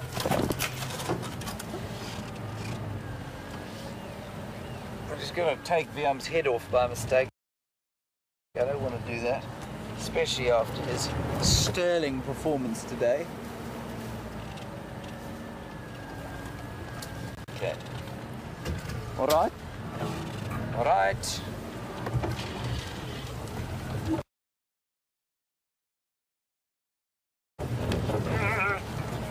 Look at the dust there.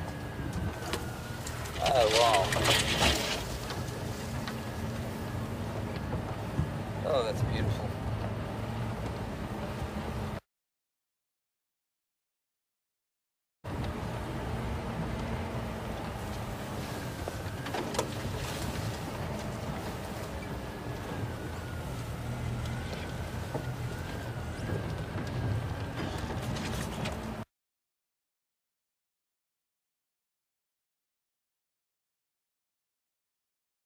The wilds of Africa. Now, just watch out there, sorry again, we're going to knock the aerial there. Surprised by that. I've certainly never heard of a record of it. It's certainly not in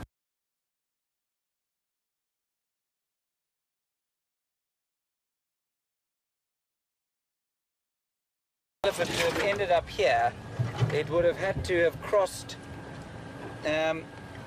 well, let's work it out. It would have had to come from India, probably.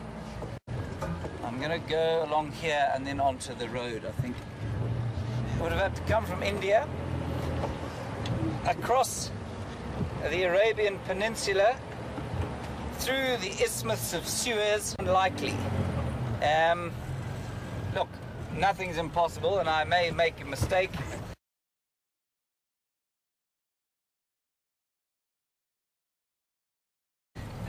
It's possible that one escaped from, you know, was captured and escaped off a ship, maybe a ship was wrecked somewhere with an elephant on it, but I think it's unlikely. I'd be fascinated to know where you read that.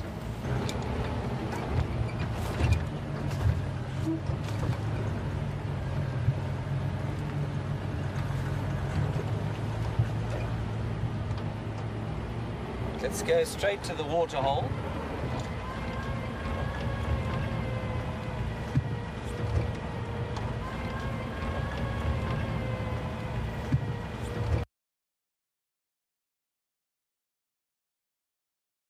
Now, we're going to go back to Tingana briefly and see what he's doing while I get into position, and we will see you on the flip side, as they say.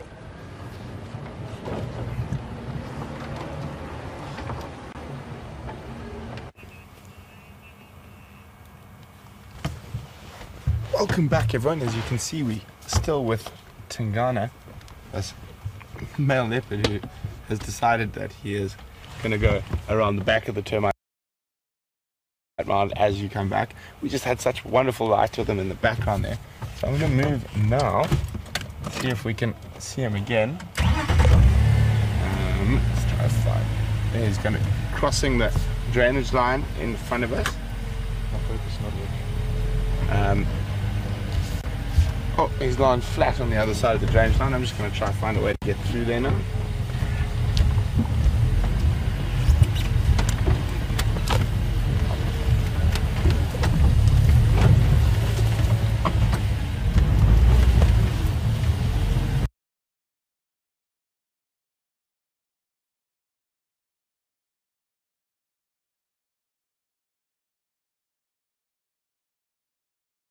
Catch up with that leopard.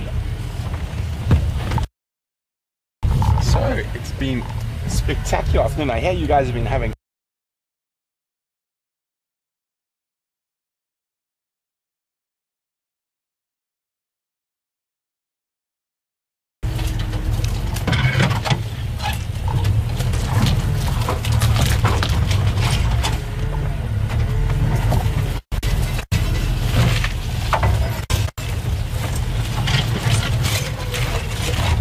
yeah, he's lying out in the open, quite nice.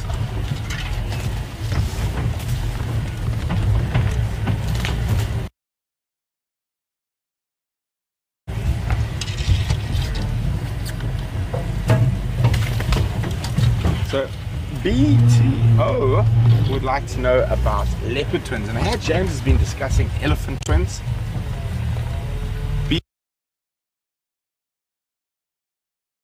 BTU and BTU would like to know about leopard twins, since James has just been chatting quite in depth about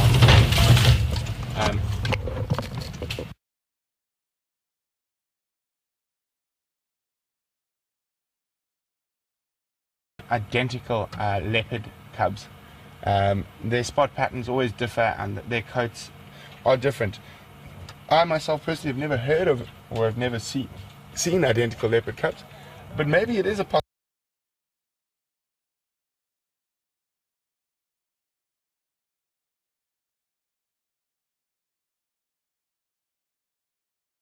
of completely identical leopard cubs. I've never heard of that before, and you can send your answers to questions@wildearth.tv, or you can use the hashtag Safari. The hashtag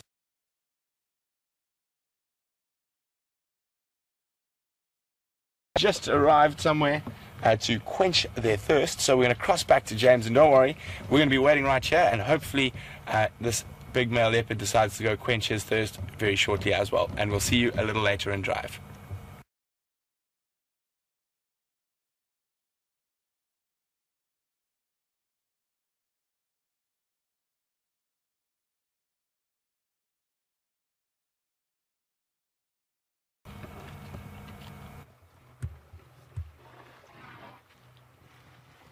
Hi everybody, the elephants are at the waterhole. They're having a hard drink,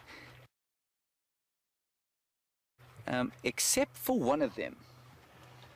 And there's a bull who we've been interacting basically for the whole afternoon, and he's been on the fringes of the herd the whole day.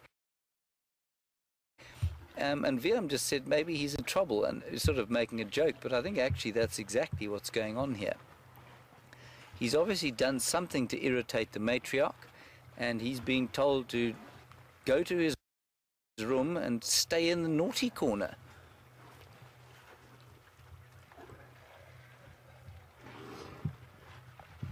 Look at him, he looks rather forlorn and sad. I'm sure he'll come to have a drink just now. Anyway.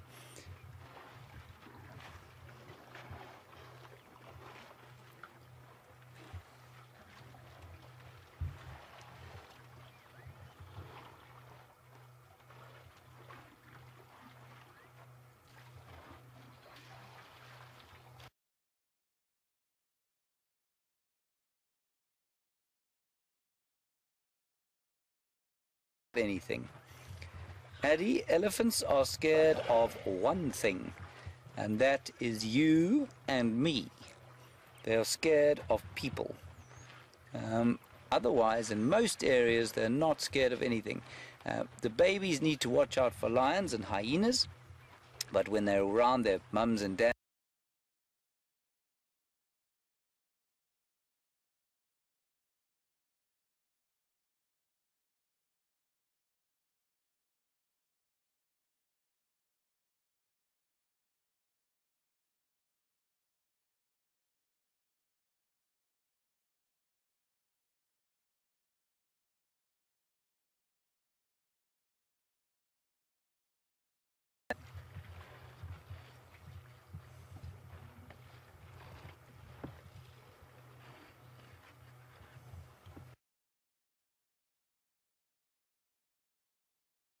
a herd are normally related.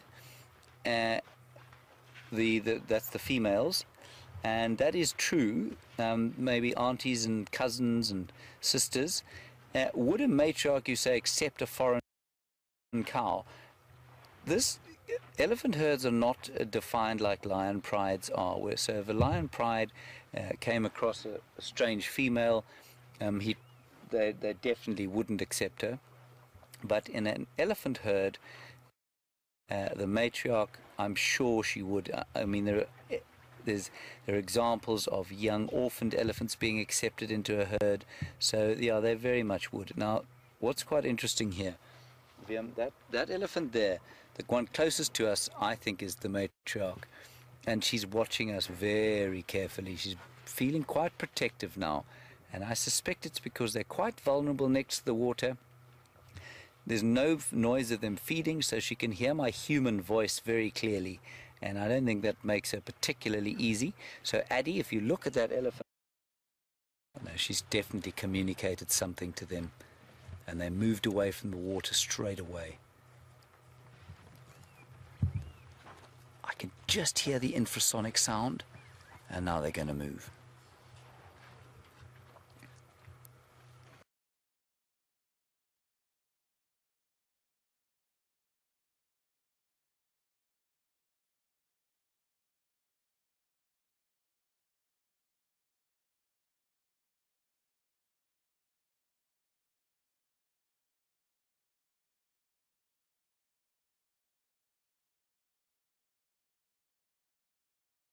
One. The guy's still in the naughty corner. He still hasn't had a drink yet.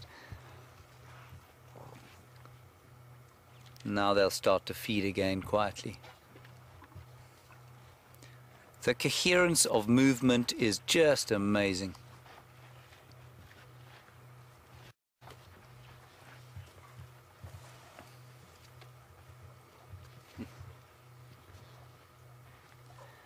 Gerda, there most certainly is a drongo still stalking me. There was one just now that I asked Liam to film, and he actually couldn't even see it because it was so close. It was just next to the door here, looking up at me. We locked eyes, did that drongo and I. See, now the chap from the naughty corner's come to have a little drink. He's been allowed in. So what happens is when the bulls hit and eventually that sort of peripheral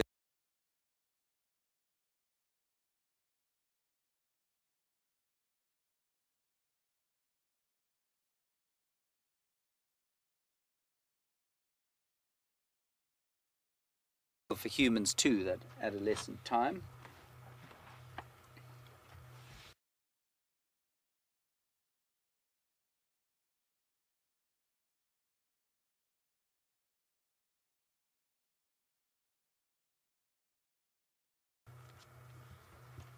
Hi Virginia and Diane, you've had a discussion on the Twitterverse about whether or not elephants can smell water. As far as I understand, they probably can. That said, elephants learn where water is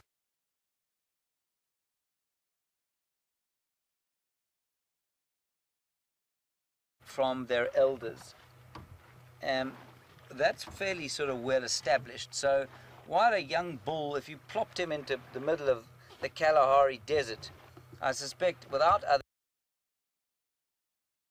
the elephants who've been in the area for a while, I think they've struggled to find water. They can certainly, I'm sure they can pick it up much better than we can, and certainly they can probably read the weather quite nicely, so they'll be able to tell when the rains are coming. I'm sure they can smell rain, a bit like we can, but probably of the dam. But the matriarch and the older ones obviously know where it is, and they know where all the hot water spots are. It's not a huge issue here. Sorry, there's the drongo that's been stalking me. It's not a huge issue here because there's water actually where the desert adapted elephants live. They really do need to learn from their elders in order to find sufficient water to drink from the springs and oases that occur there.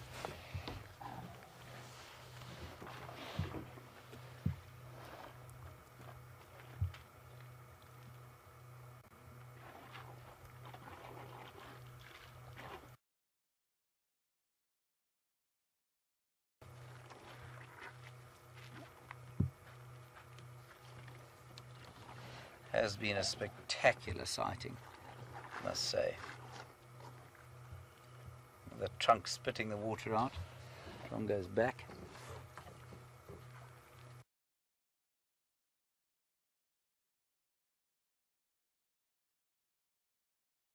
As reference to the drongo that was following me, we had one the other morning.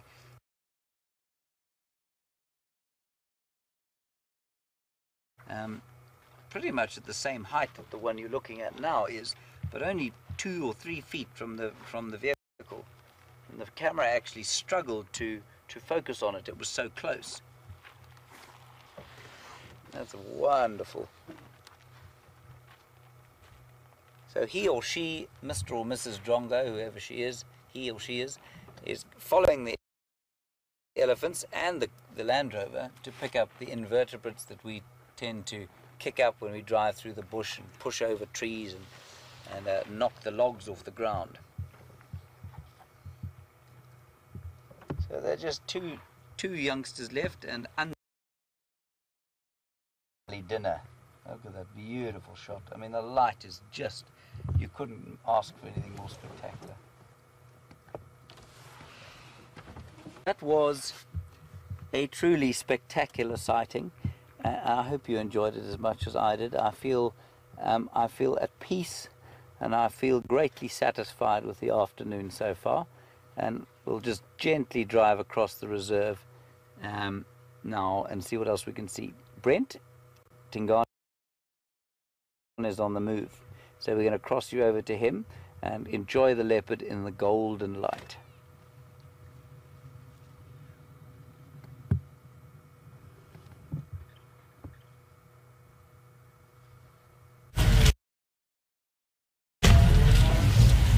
Welcome back, everyone, on this absolutely spectacular sunset safari. I hear you've been having absolutely amazing ellie sighting with James. Tingana has got up and he's actually moved away from the water. So we're just trying to stick with him now.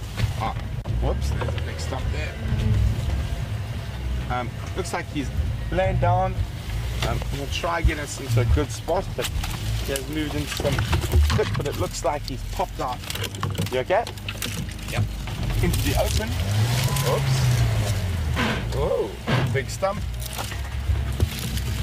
Can you see what I'm touching there, Andrew? Doesn't look like anything on this side.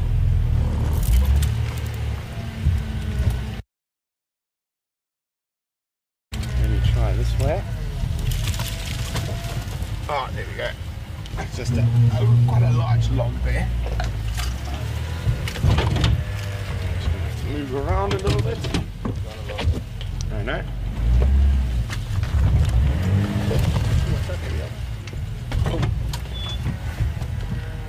Okay, we're gonna have to go forward. There we go.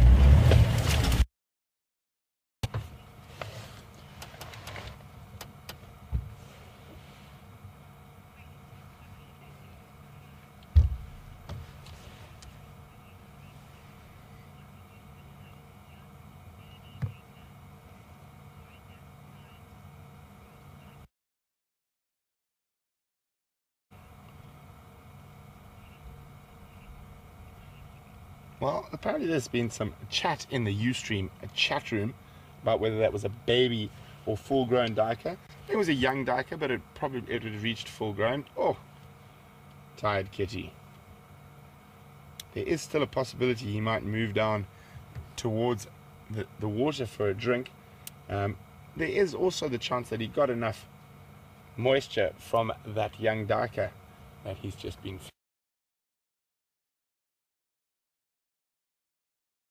feeding on.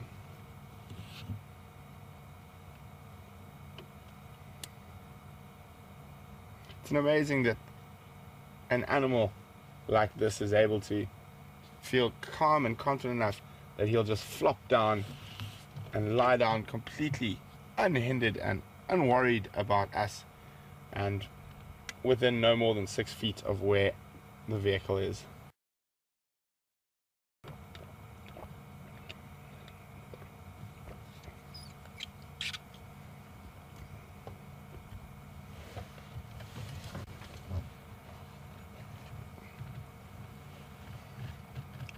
So what we'll do is we'll try and move around a little bit so we can get a view of his snoz.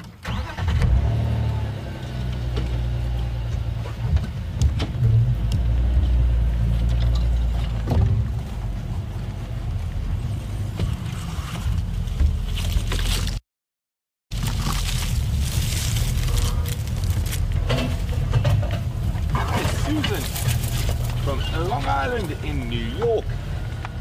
Welcome on the Sunset Safari, Susan. Susan would like to know, do leopards hunt crocodiles? Susan, a leopard is an opportunist.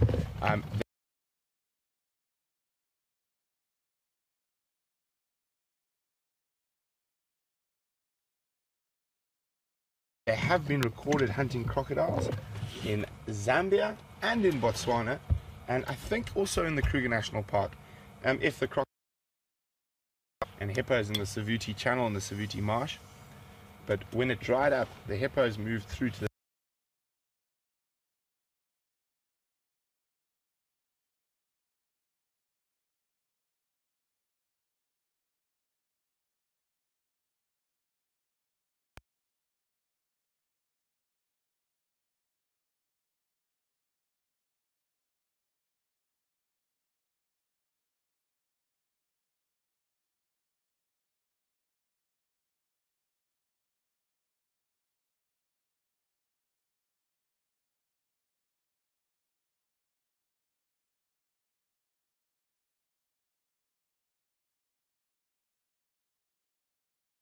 out of these caves, and they often did this towards the end of the dry season, so when the crocodile was probably at its weakest and had been without food for the longest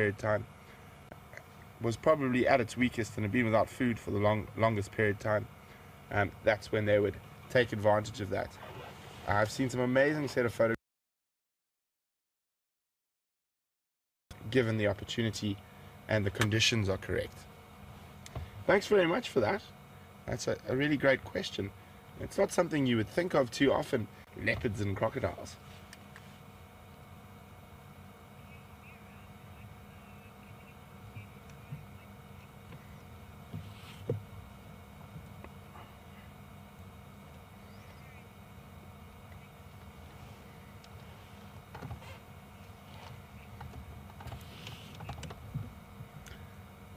Hi Kashmira, welcome on the Sunset Safari. Really great to have you with us. I hope you've been enjoying your time on the back of James and my vehicles. Kashmira would like to know, in regards to what I was saying, when the hyenas might arrive, is there a distinct smell of blood that might attract them? Most definitely, Kashmira, and that's smell, but the smell of fresh blood and that doesn't really travel too far, whereas the smell of the stomach content would travel a very long way. And it's a far more pungent smell, sort of all that undigested grass. It smells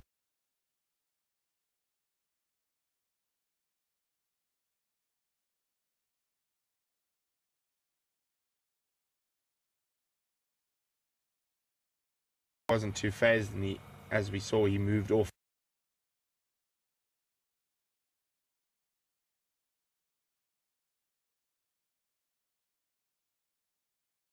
to eat, but he is now long gone from that area.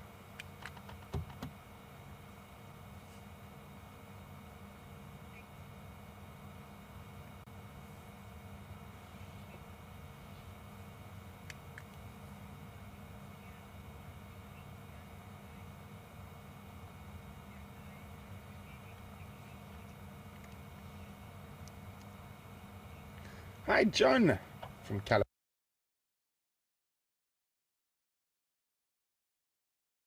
California. John would like to know what dictates the size of male leopards. Is it their diet? Is it their genetics? Is it their habitat? Or all of the above? John, it is definitely a combination of all of the above.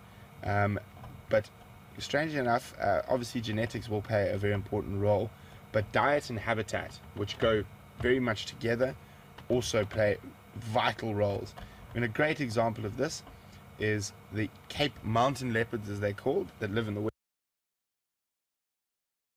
Western Cape of South Africa, around Cape Town, occasionally even in Cape Town on Table Mountain. I've even seen leopard tracks in Kirstenbosch Botanical Gardens, which is right in suburban Cape Town. Those leopards are particularly small. A big male leopard for that area is around 40 kilograms, which is even small species that live in it. So those leopards live a lot off rodents and insects and birds. So obviously with that smaller body size, I mean with a big body size, feeding on those small things would be very hard to sustain. Now when we get into this area, the Lowvelds, which has got some of the biggest leopards in Africa, they have a copious amount of prey to choose from. There's lots of food around, lots of large mammal fruits, in rare cases zebra and buffalo and whatnot. So there's a far greater variety of food available to them. So they're able to grow bigger because they have better quality food, and that's due to the habitat, because this habitat holds a lot more of those large species. Not to say the fame of those large species, not to say the fynbos didn't in the past, but all large species of antelope in the fynbos would always be in very small numbers. It's not a very high nutrition biome for large mammals. It is very productive for small things like mice and tortoises and all things like that. So the leopard's diet between those two areas, which is in the same country, will be so incredibly varied that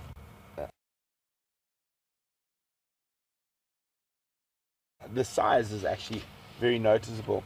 And even if you move up north into Zambia and Zimbabwe and even northern Mozambique, where you have Miombo or Brachystegia woodland, which is again a woodland that is very low in sort of grazing value. So there are large mammals there, and a lot of those are wilderness areas, but the leopards there will be physically a lot smaller than leopards, say, from the Zambezi Valley or the Lowvelds of South Africa, or the Luangwa, where they have a lot more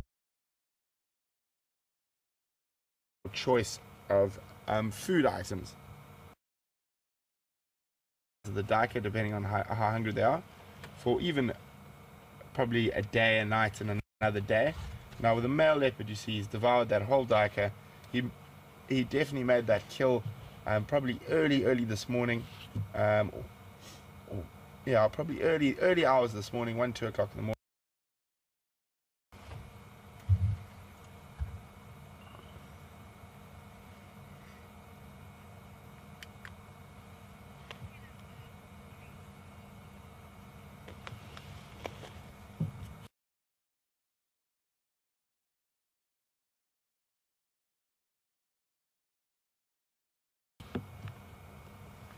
Hi Kenneth, welcome back. Kenneth asked a bit earlier in the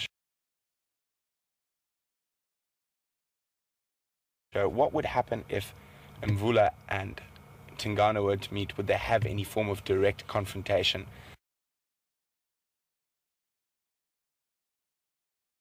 I think Mvula might decide discretion is the better part of valor and move away.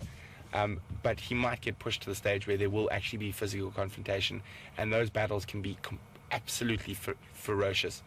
At the moment, I think Tingana is slightly younger. He's a bit bigger and looks in a bit better shape than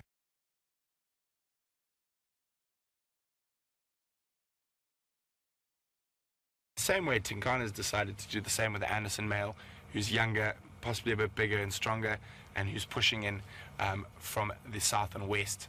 So very interesting. If there are going to be blows, it's going to be if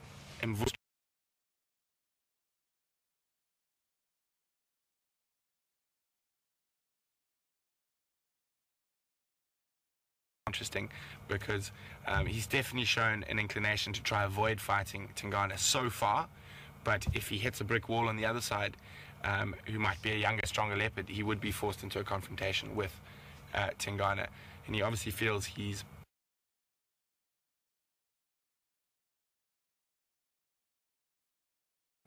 probably not going to win it, and that's why he's trying to avoid the confrontation at the moment.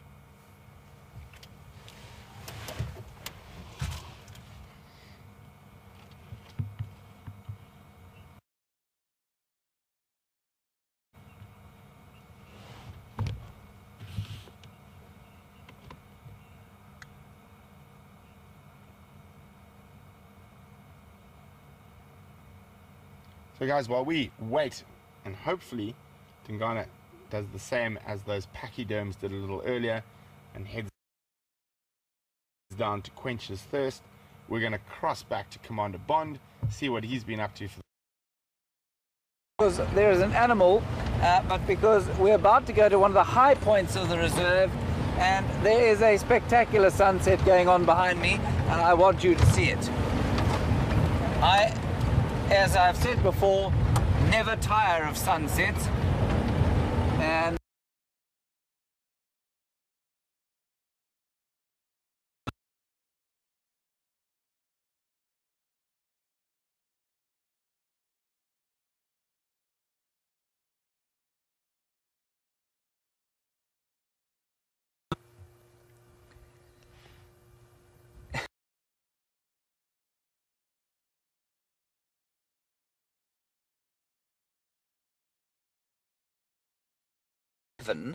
at a school in Edmonton, Canada. Oh, look at that color. That's just spectacular. You want to know how tall, know how tall the tallest elephant in that 10 feet? Maybe, no, not quite. Let me just think about this in terms of feet. Then big one's about 3 meters, so yeah, 9-10 feet almost, about 4 feet taller than me. I hope that answers your question. That's sort of at the shoulder. Isn't that beautiful?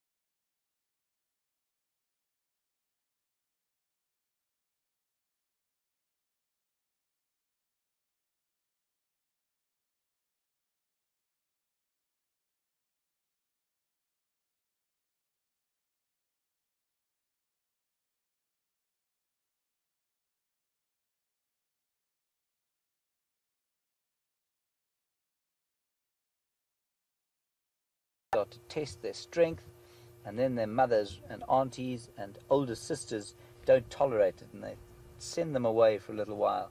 And that's why it's almost like being sent to your room when you've been naughty by your parents. And that's exactly what was going on. So he probably did something like push one of the little calves, or sort of bash his mother out the way, or something like that, and then they would have disciplined him.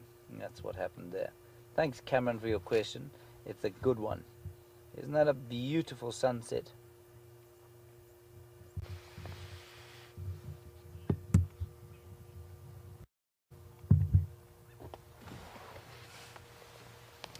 Lynn and family, thank you for your question. You want to know, at what age do elephants normally moo along from the herd?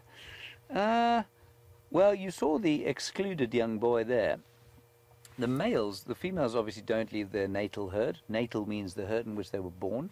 The bulls, though, when between sort of 13 they start to get a bit boisterous. I suspect that's roughly the age of that excluded one that we saw there. And between 13 and 17 they'll be tossed out of the herd. They'll eventually, by 17 they're normally spending very little time with the herd. So 17-ish. Okay, we're not too far from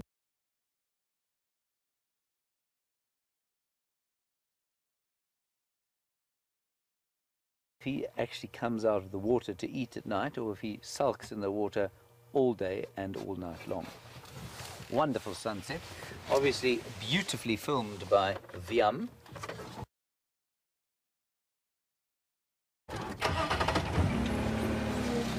Here we go.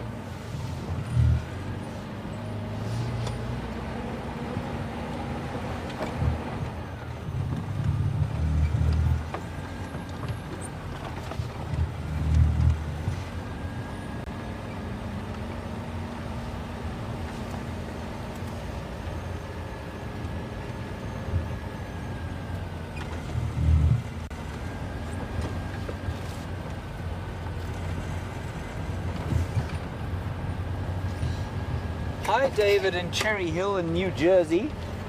You've done some research into sleeping water animals. So you make mention of sharks having to keep moving to keep water over the gills. And you remind us that dolphins and other cetaceans are mammals. I wonder if you wouldn't mind having a look. While I know that they don't have to, that dolphins are air breathers, remember that if they stop, if they go to sleep, they're rather likely to sink, which will make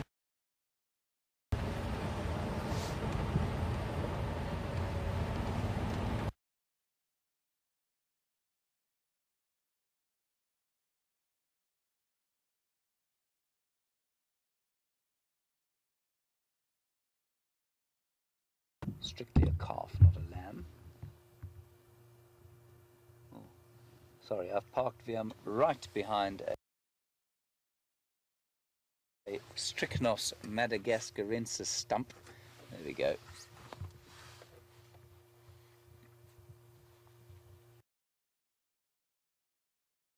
So vulnerable.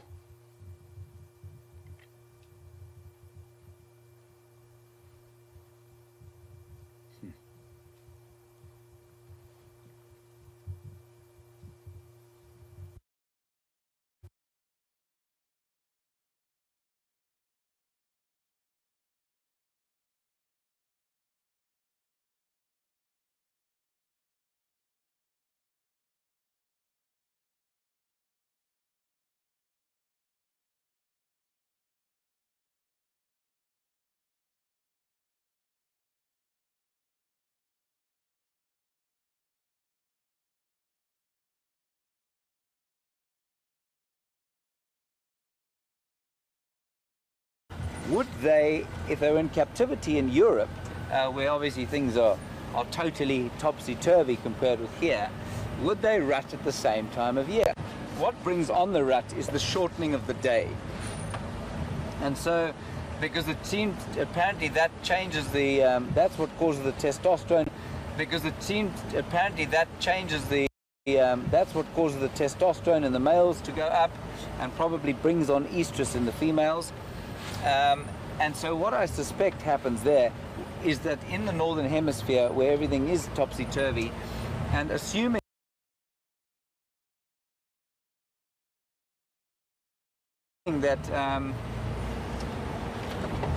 that sort of they are fed in the same way that they would feed in the wild, I imagine that yes, think that it would swap about exactly 6 months because it is the day length. But remember that your day lengths, well, in most parts of where you're watching, so you're at much higher latitudes to us, your day length will change about 7 o'clock. So, you know, in the northern hemisphere, certainly in parts of Europe and in North America, obviously your day lengths vary hugely differently. So it would be interesting to see what effect that had on an antelope, or especially an impala in captivity there. Lovely question, thank you.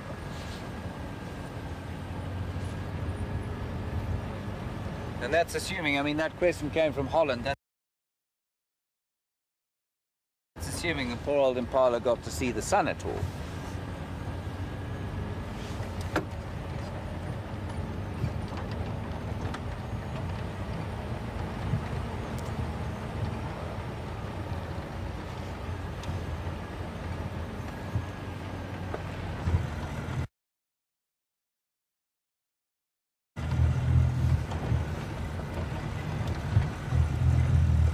Hello, elephant and rhino and hippo, all the way up into the mountains, and certainly all the predators that went with them, and closer to there, looking at the road here, some tracks.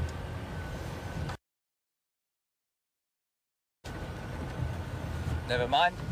And certainly in terms of, so very similar sort of species to what we would have had here.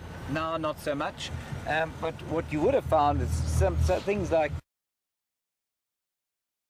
the bird species will be different because it's wetter and there are more trees there, so they'll get a greater diversity of bird species. And then also things like some mango monkeys, which tend to live in much more thickly forested areas than vervet monkeys. They still live up in the forest there. And also in the mountains, things like eland tend to live at higher breezes is blowing for the chilly drive home.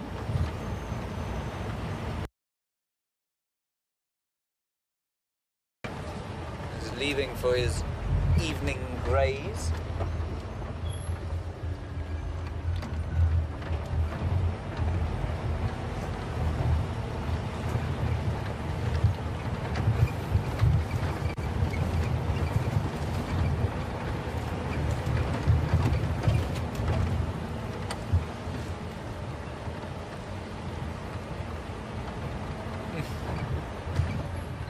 I said the highest. I'm not sure that we aren't on a higher point now, and now just going off it. Certainly nearby the highest point here.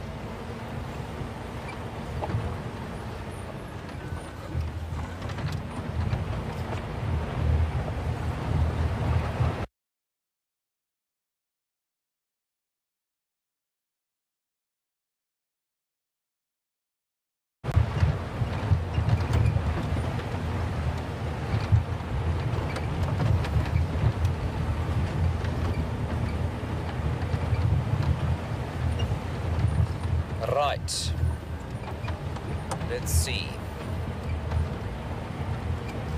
Descend into the valley of the Buffelshoek waterhole.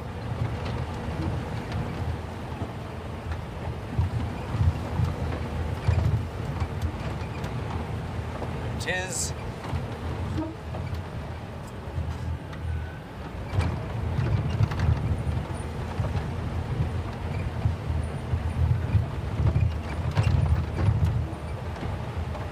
Oh, Bob. Oh, he's got... Look, he's got a friend.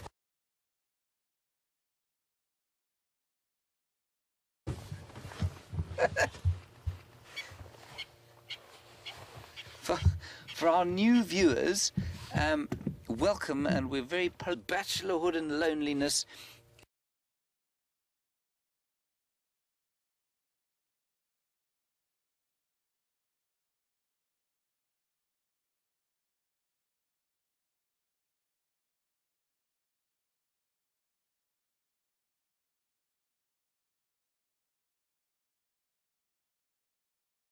Have to suffer with Bob through his bachelorhood.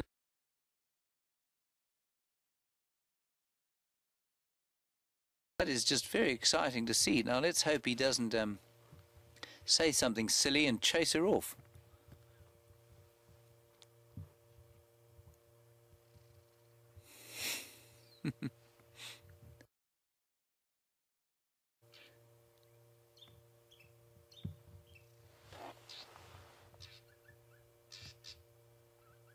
That noise behind us you can hear is a drongo that's making all sorts of calls that aren't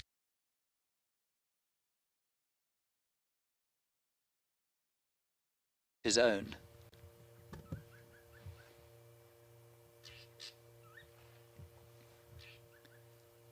Clearly they're in the very early stages of courting, just sort of eyeing each other out. Like two kids at a school social, without the ability to WhatsApp each other, of course. So they actually have to have a face-to-face interaction.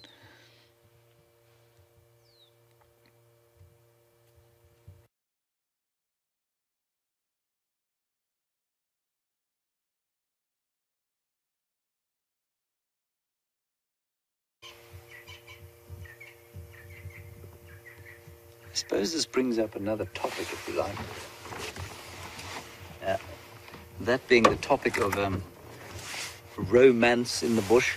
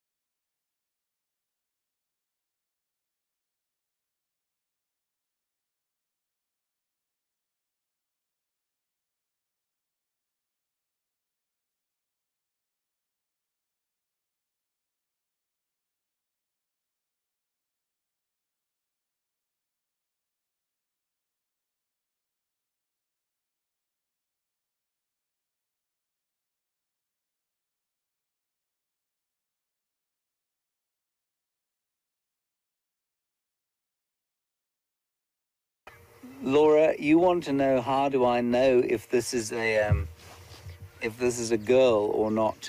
The other hippo, I don't. It could well be another bull.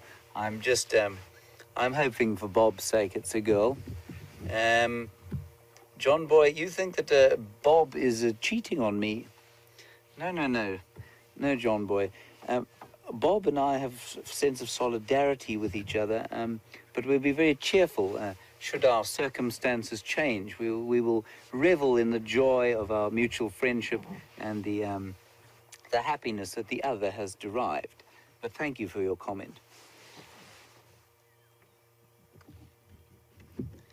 Right, I think we're going to move slowly along from here and see what else we can see. We're going to drive out onto the northern boundary and drive along there, and maybe the Nkohuma Pride will have decided to, or deigned to grace us with their presence. One lives in hope, as Bob did, and look what it got him. Right, on we go. Enjoy your night, Bob.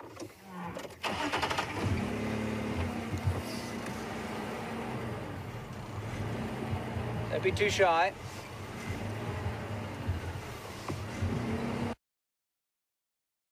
Still with Tingana, magnificent male leopard that he is, and we will see you just now.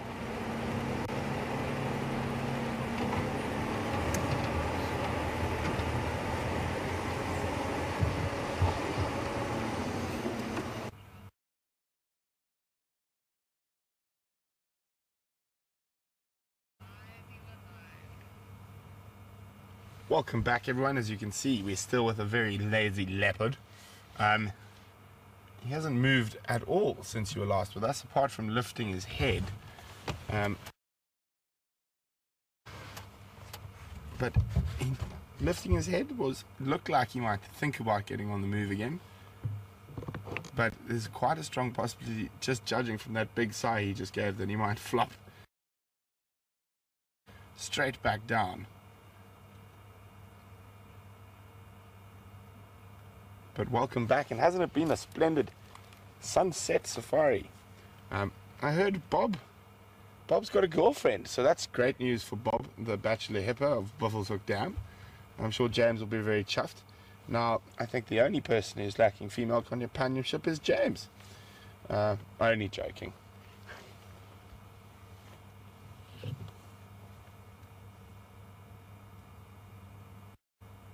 So even though he is resting, he is very aware of his surroundings.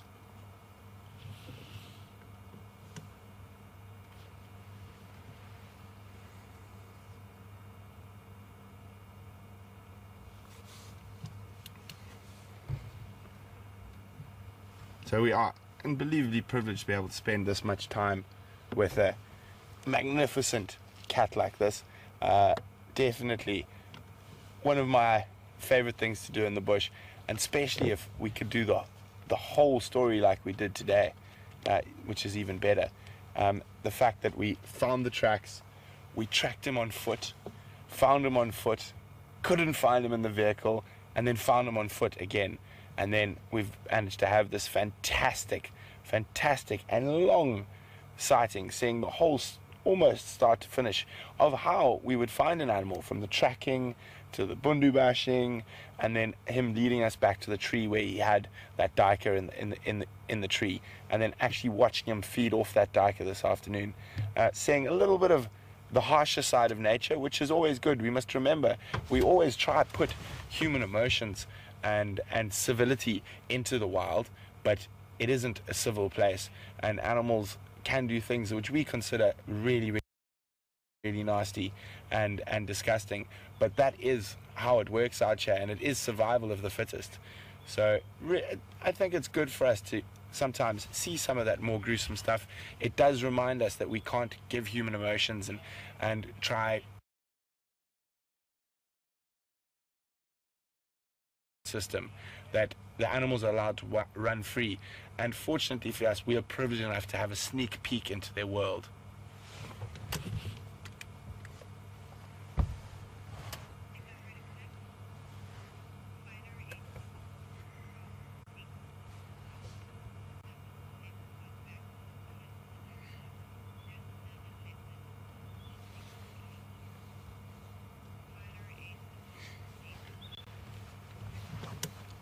Hi, Tyler, who is 12 years old, from Dayton Children's Hospital, Ohio. Fantastic day.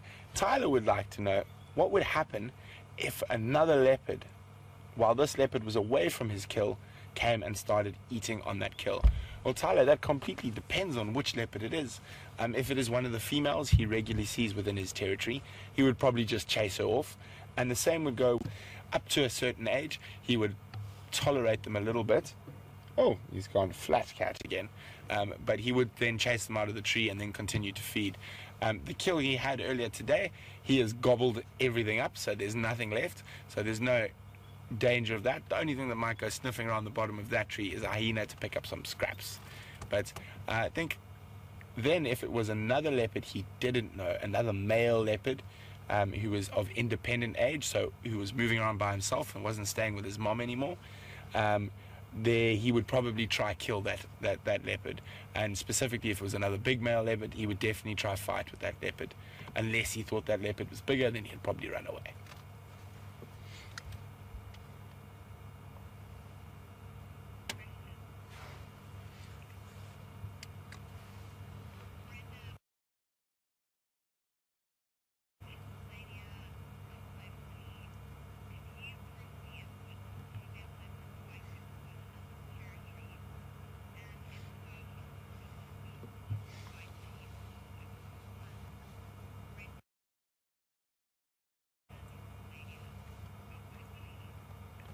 Hi, Brenda from Pennsylvania, just outside Philadelphia.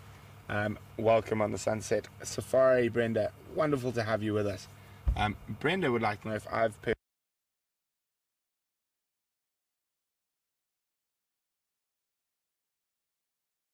there just afterwards. I have never seen two male leopards actually physically going at each other. I've seen two females fighting, but I've never seen two males.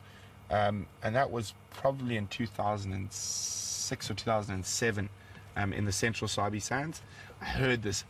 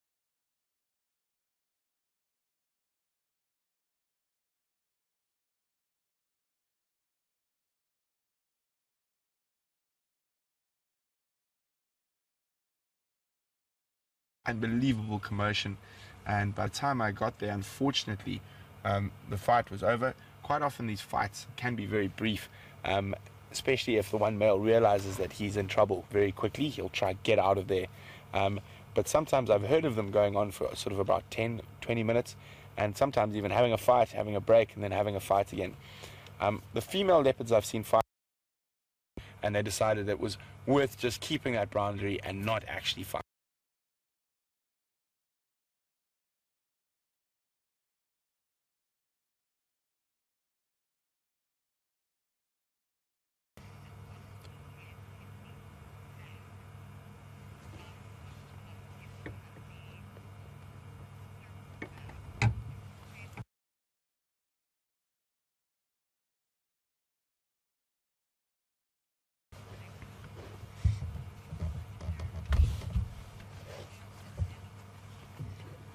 Hi, Susan from the Netherlands.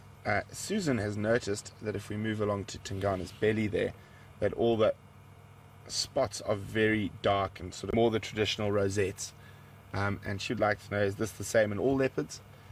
Or is there a reason for this? Susan, no leopard has the same spots, and I've seen leopards that have more rosettes on their bellies than that. But they do have a certain percentage that will be full black spots, generally on their lower part of their body, and it works the same way as the rosettes to break up the shape, but each individual will have a different very different pattern all over their body.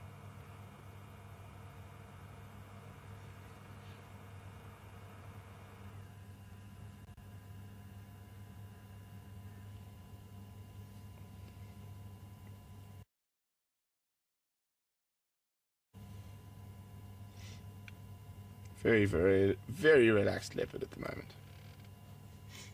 Probably really enjoying this lovely, cool evening.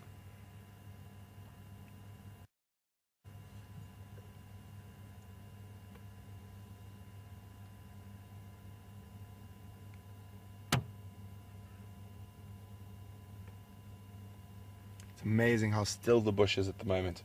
There's almost not a sound. I can't even hear a cricket. Andrew, can you hear any animals? Or birds? Or insects? You're the only animal I can hear now, Brent. Very funny, Aardvark. Aardvark says I'm the only animal he can hear at the moment. But it is amazing how sometimes these winter evenings are almost deathly quiet. Ah, I can hear one bird in the distance. And it's Commander Bond's favorite, the scrub robin, the white-browed scrub robin.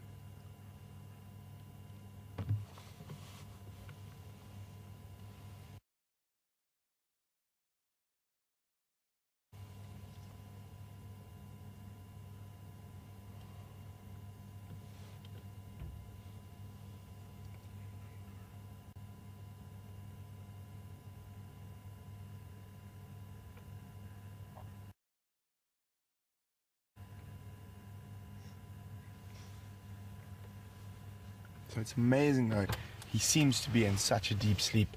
He's not, he's definitely listening and is very attentive to all the noises around him. And on a still evening like this, I doubt any animal could take a step near him without him hearing it. Andrew, would you like to try? No, thank you.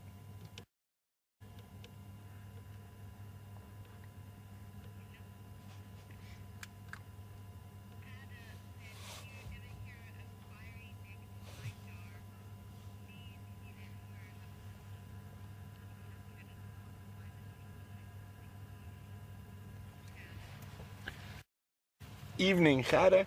Gerda says if I hear a fiery neck nightjar, please could I stop.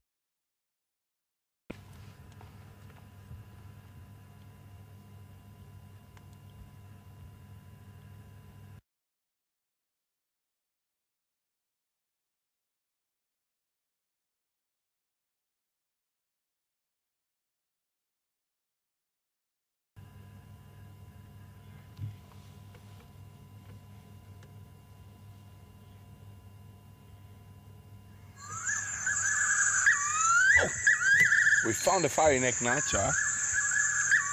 Not quite the real thing, Gerda, but I hope it gives you a little taste of the African bush. I managed to pull it out of my box. A fiery neck nightjar.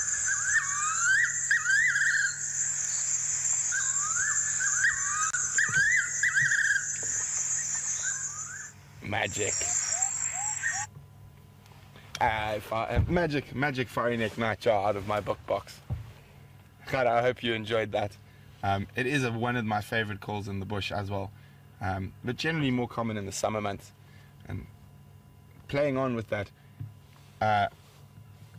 sort of words that birds say, and us putting sort of human words to bird calls, it's quite often described as that a fiery neck nightjar says, "Good Lord, deliver us. Good Lord, deliver us." So he's the religious one in the bird family.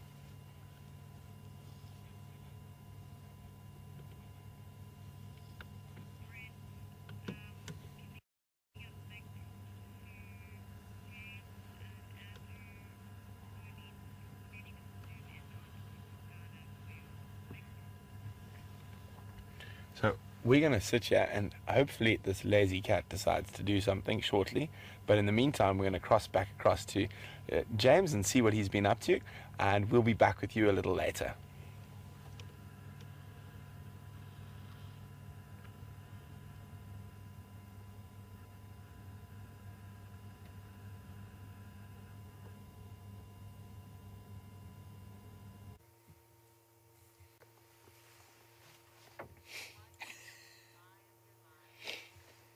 Hi everybody, back on Jigger. We've stopped here on a crest, and what we're doing is we're just having a look down to the deep west over the valleys, and you can see Vian there is just pulling focus there onto the flickering light of one of the villages here. And I just thought, while we're not looking at any animals, I'd give you a little bit of history into the people of this area. The main two groups of people we get here are the Pedis and mainly the Shangans, actually. And the Shangans have a fascinating history that began in the days of King Shaka of the Zulu. He has a wonderful name, does Shaka. It's Ushaga ga Sezanga Kona. Try and say that a few times. Ushaga ga Sezanga Kona. And Ushaga, the king of the fabled king of the Zulus, had a general called Manukho,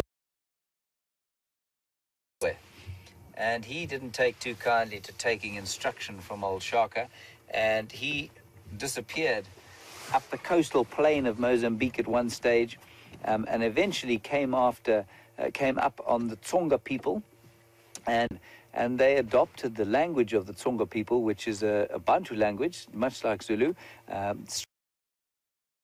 Structurally the same, but vocabulary is very different.